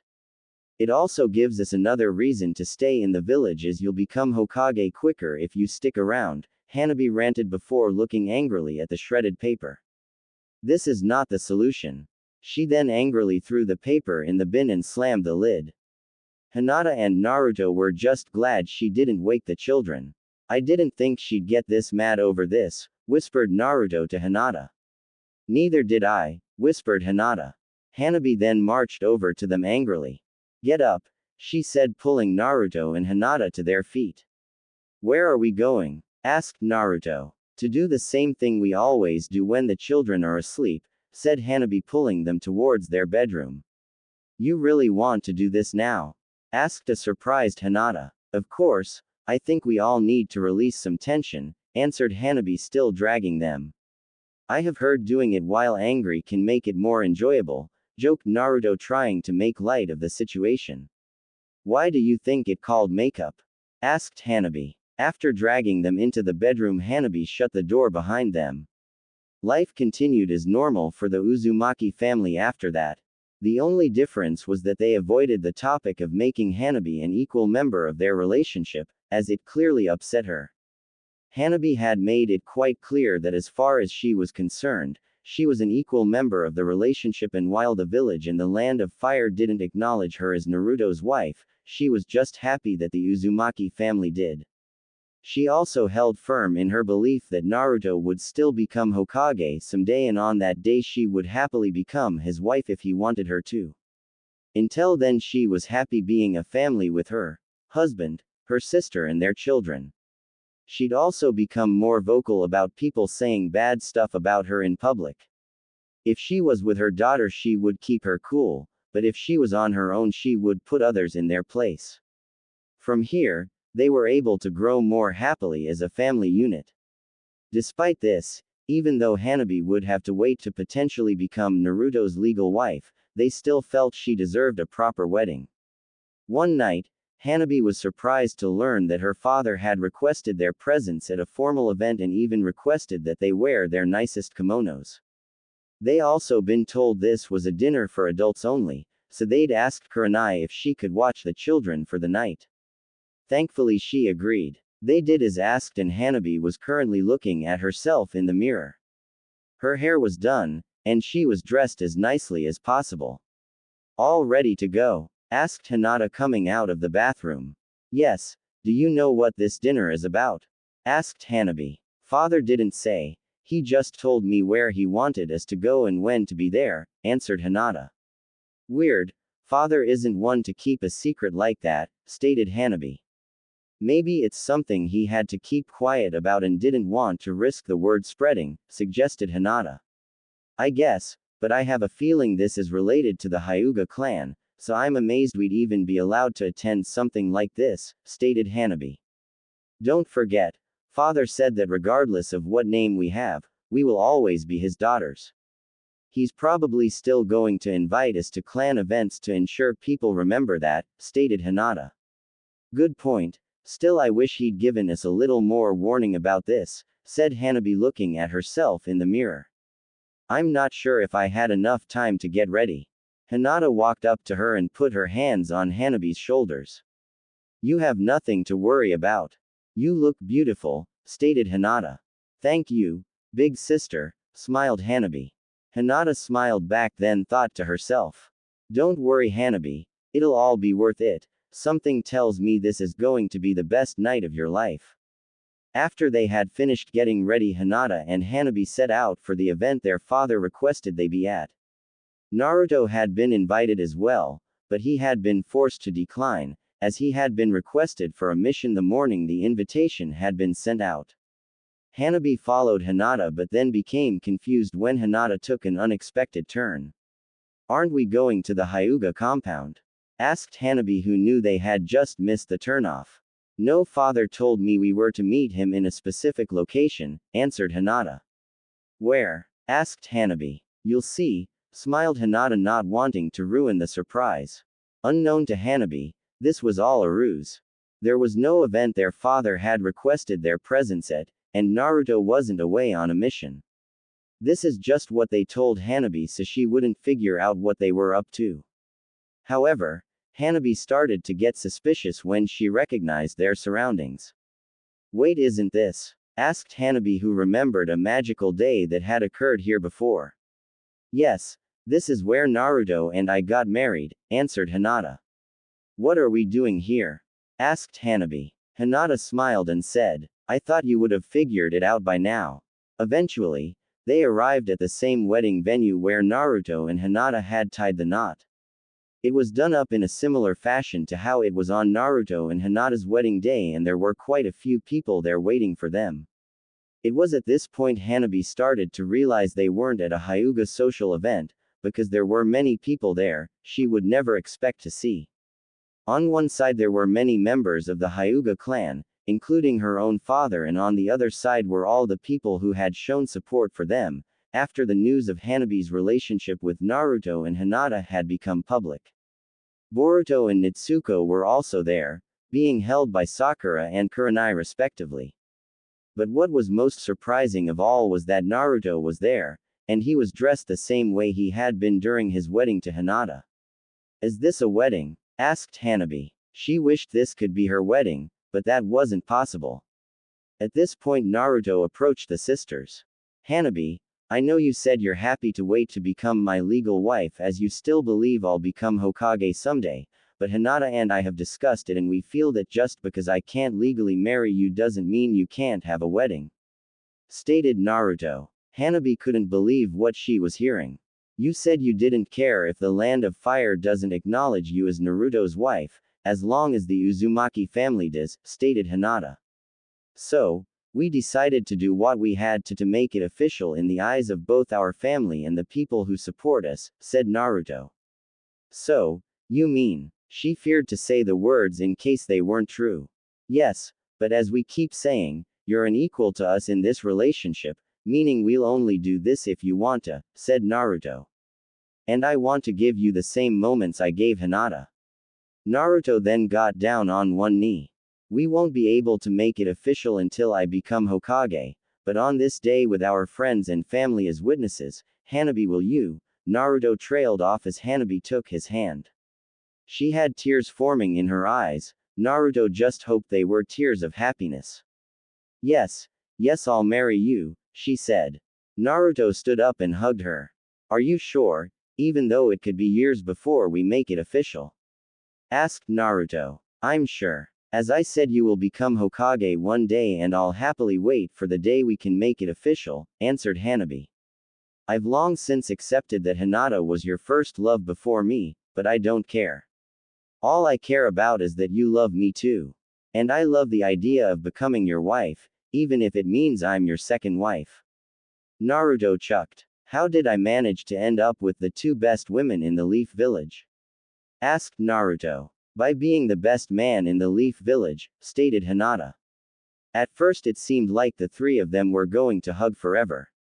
Guys, interjected Kakashi. I hate to interrupt your moment, but we're all here for a reason. Oh right, laughed Naruto. He took Hanabi's hand and led her to the front of the altar, as Hinata went to join the wedding guests. She also took over holding Boruto, who was fussing in Sakura's arms. Sorry, there aren't as many guests as there were at my wedding to Hinata, stated Naruto. It's okay, something tells me these are the only people I want at our wedding, because they're the only people who accept the union between the three of us, said Hanabi, smiling at her soon-to-be husband. You didn't have to do this, but I'm so glad you did. After reaching the altar, the ceremony proceeded as normal. They had made sure not to make it an exact copy of Naruto and Hinata's wedding, because they wanted Hanabi to know that this was her special day. Because of this, Naruto had written up a new set of vows for Hanabi. In them, Naruto promised to love Hanabi for as long as he lived and that no matter what, she was his wife just as much as Hinata was. Hanabi in return said her own vows. Although she hadn't been able to prepare anything, she spoke from the heart and said exactly what she wanted to say. I always feared I would never get to be loved by you the same way you loved my sister, and yet things have turned out for the best. Not only do I have the best sister in the world for allowing me to share her husband with her, but I also know that I am now loved by the man I love with all my heart. And although one could argue our situation isn't ideal, they also can't argue that this isn't the best situation we could have hoped for between the three of us. I love you, Naruto, and I always will, so I don't care that I have to share you with my sister, because it means we both get to be loved by the man we love. After they had been declared husband and wife, Naruto presented Hanabi with a ring, identical to the ones worn by him and Hinata. Hanabi held her hand out without hesitation and let him slip it on her finger. The two of them kissed and everyone in attendance applauded. Years passed and the trio continued to live as a happy family. Other villagers continued to judge them, but it calmed down as they grew to accept there was nothing they could do to change the situation. They also knew it would end badly for them if they did anything to harm Naruto's family, so they kept their distance and tried to keep their opinions to themselves. Even after a decade of marriage to his wives, the Leaf Village still refused to change their minds on Naruto becoming Hokage. Especially since they knew that if they ever changed their minds, Naruto would make Hanabi his wife as soon as possible. They just couldn't deal with the idea of their leader being a man with two wives. Some opinions were changing, however. Kakashi was getting older, and they knew he couldn't lead and protect them forever. During this time, Kakashi continued to insist that Naruto was the best choice for the job and refused to retire until they relented. Some of the leaders were starting to have doubts about their decision. Over the years, Naruto continued to be a hardworking defender of the village, and they still hadn't produced another shinobi that surpassed him in strength. Despite the controversy surrounding his home life, it couldn't be argued that he was still most suitable for the job. The leaders were also starting to see there was nothing truly tyrannical about his relationship. He showed nothing but affection for his wives and he was a loving and devoted father to his children. This led some of the village leaders to wonder if Naruto would show the same dedication to protecting and leading the village and if they should have given him a chance. Nevertheless, it had to be a majority vote and there were still a few leaders who stood firm in their belief that it looked bad to be led by a man with two wives. As the years passed, however, the opinions went more in their favor. While it still hurt Naruto to be denied his dream, he absolutely loved the life he currently lived. He continued working as a Jonin-level shinobi, which allowed him to support his family. Hinata and Hanabi also continued their work as shinobi, but they had an arrangement with Kakashi that ensured that at least one of them would always be home with the children. Naruto was still required to leave home regularly to go on missions, but his time at home was his own. He spent every second he could with his family and before long, both he and his wives had started training their children in the ways of the shinobi. Not just to teach them the value of hard work and to make them strong, but to also ensure they could defend themselves against those who wouldn't treat them kindly. Boruto and Nitsuko grew to be very close over the years, doing nearly everything together, viewing each other not only as siblings, but best friends. Things wouldn't always be easy for the siblings over the years, however, as many believed Boruto would merely ride on the coattails of his father's success. Things were worse for Natsuko, however, as many still saw her as nothing more than Naruto's illegitimate child. Two children were running and jumping through the leaf village which had grown into a city. They seemed to be in a hurry, but little did the onlooking villagers know, what they had to do wasn't very important, it was something only children would be concerned with. "Hurry up, Natsuko, or they'll sell out," called Boruto, who had grown into a 12-year-old preteen boy. "I'm running as fast as I can, brother," answered Natsuko, Boruto's 11-year-old half-sister cousin. Boruto was blonde-haired, blue-eyed and dressed in a white shirt covered by a black jacket along with matching pants. Natsuko, on the other hand, was brown-haired, with her mother's white eyes, and wore a yellow, more traditional long-sleeved top and short shorts. Before long the two children found themselves on the roof of the train that ran through the village. "I can't believe this was the last day they were selling this. The limited edition green chili hamburger," exclaimed Boruto gleefully. The two had gone to Boruto's favorite restaurant, Thunder Burger, and purchased two separate burgers that would be discontinued by the end of the day. "Why were you so eager to get this?" asked Natsuko, who was a little tired from chasing after her brother. "Because it sounds awesome. Are you gonna eat yours?" asked Boruto, who was prepared to swipe the burger from Natsuko's hands. "I wouldn't have bought it if I wasn't," answered Natsuko, taking the burger out of Boruto's reach. The two of them took a bite on the burger and instantly twitched at its spiciness. "What's in this stuff?" asked Natsuko as the two siblings slurped the soda that had come with the meal. "No idea, but it's delicious," laughed Boruto. "I can see why you were so eager to get it before it sold out," stated Natsuko. "And you were rushing so much I'm amazed you decided to stop and invite Shikadai." "Why wouldn't I? He's my pal and I didn't want him to miss out. His loss if he chose sleep over this," stated Boruto. "Still, I don't know why he had to look so agitated over such a simple question. That's just how he is. Your mother tells me that his father was just like that when he were younger," stated Natsuko. "His dad doesn't seem much different from him now," laughed Boruto.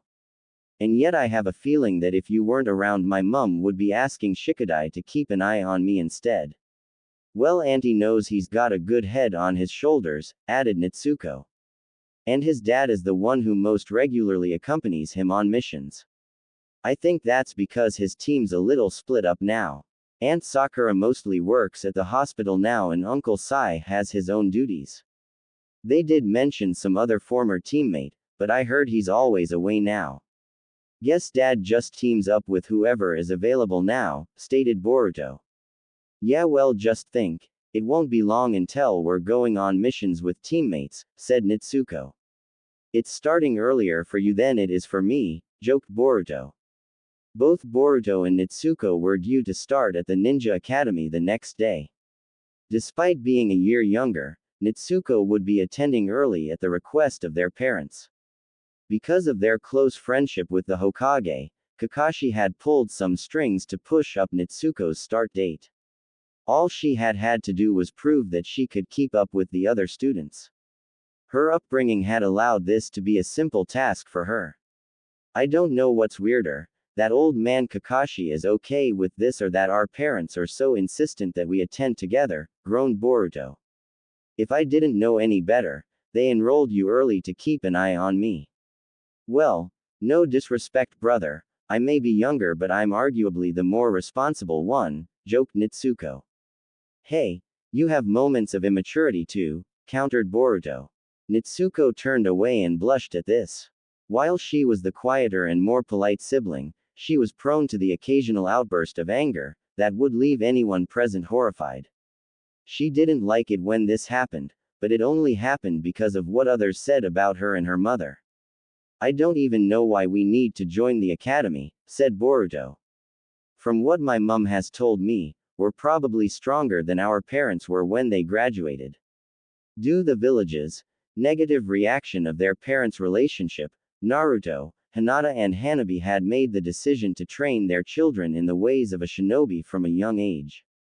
They had progressed exceptionally, and their parents already felt that both were close to the strength of a Chunin. This made attending the academy seem a little pointless to Boruto. Well, I guess it's just a formality everyone must go through, said Nitsuko. Besides, our parents are all ninja, it's only natural they're keen for us to become ninja. I know that, I'm just amazed they're so keen for us to be ninja of this village, sighed Boruto looking to the horizon.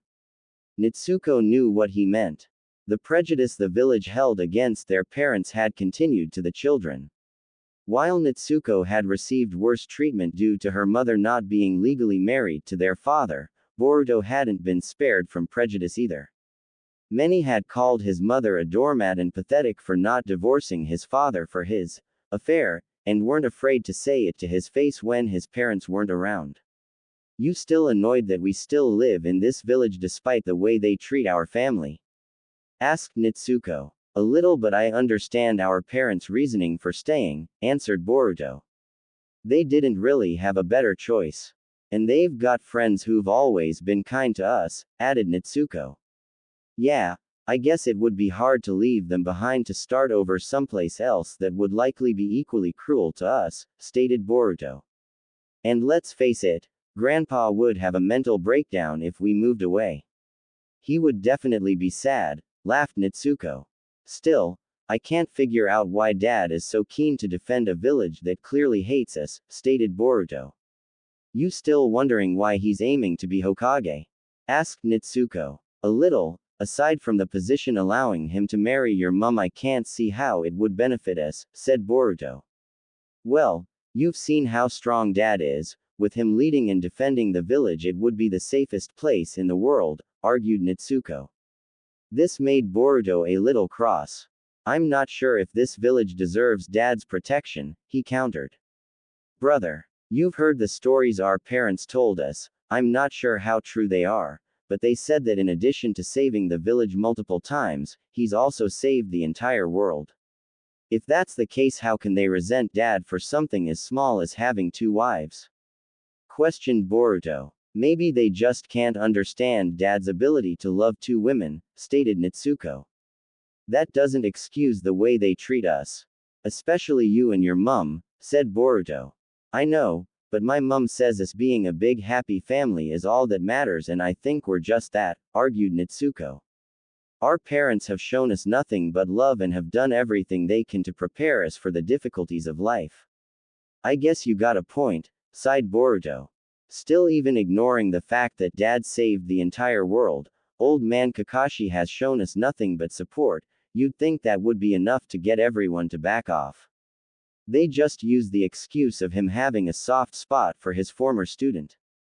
Dad said the Hokage is a leader, not a tyrant, which likely means that even if the Hokage supports something, doesn't mean everyone has to, stated Nitsuko. Yeah, well, I just wish everyone would back off and mind their own business, said Boruto. I do too, but Dad said the hate should calm down once we become successful ninjas. He said the same happened for him when he was younger, argued Nitsuko. As I said before, I'm not sure the village deserves Dad's protection, meaning I don't think it deserves ours either, spat Boruto. You just can't comprehend why Dad wants to be Hokage, can you? Asked Nitsuko. No, I really can't, answered Boruto. Why don't you ask him? Asked Nitsuko. I did and I still don't understand why, said Boruto. A few years ago, a younger Boruto had found himself unable to sleep and was currently in the living room watching television quietly. Today hadn't been a good day. He had been out with his mother earlier and a couple of older kids had attempted to antagonize him by calling him one of the harem spawn, and saying his mother was a pathetic woman. Boruto hated when others insulted his family, and so he attempted to attack them out of anger. Boruto was already a skilled fighter, so even though they were all bigger than him, Boruto would have likely been the victor had he been allowed to fight. As his mother was present, she overheard the commotion and stopped Boruto before he could do anything. This just caused more torment from the other kids as they saw this as another example of Hinata being unable to stand up for herself. Thankfully, the other kids' parents were nearby and told them to get away from the harem spawn, and his doormat of a mother. This made Boruto want to attack them again, but Hinata held him in place. While they were walking home, Boruto asked his mother why she didn't let him stand up for their family. Hinata's response was, "Because it will only make our situation worse." She didn't punish Boruto, however, because she understood the anger he felt. Truth was, she was angry as well. Nevertheless, she pleaded with Boruto to not cause further trouble for them and to just ignore others when they said horrible things about their family. Unfortunately, this put Boruto in a bad mood for the rest of the afternoon. Even when his father came home and was greeted happily by the rest of the family, Boruto's mood stayed the same.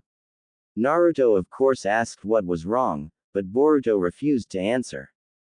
Hinata later told Naruto in private, and Naruto completely understood his son's anger. Naruto also hated what the village said about his wives and their children. There were days where Naruto wished he could attack them and force them to treat his family with respect. He didn't, however, as Kakashi had advised him that retaliation would only create more problems. So no matter how much he wanted to, Naruto never responded with violence. He had advised his wives to do the same, which is why Hinata had stopped Boruto from attacking the kids.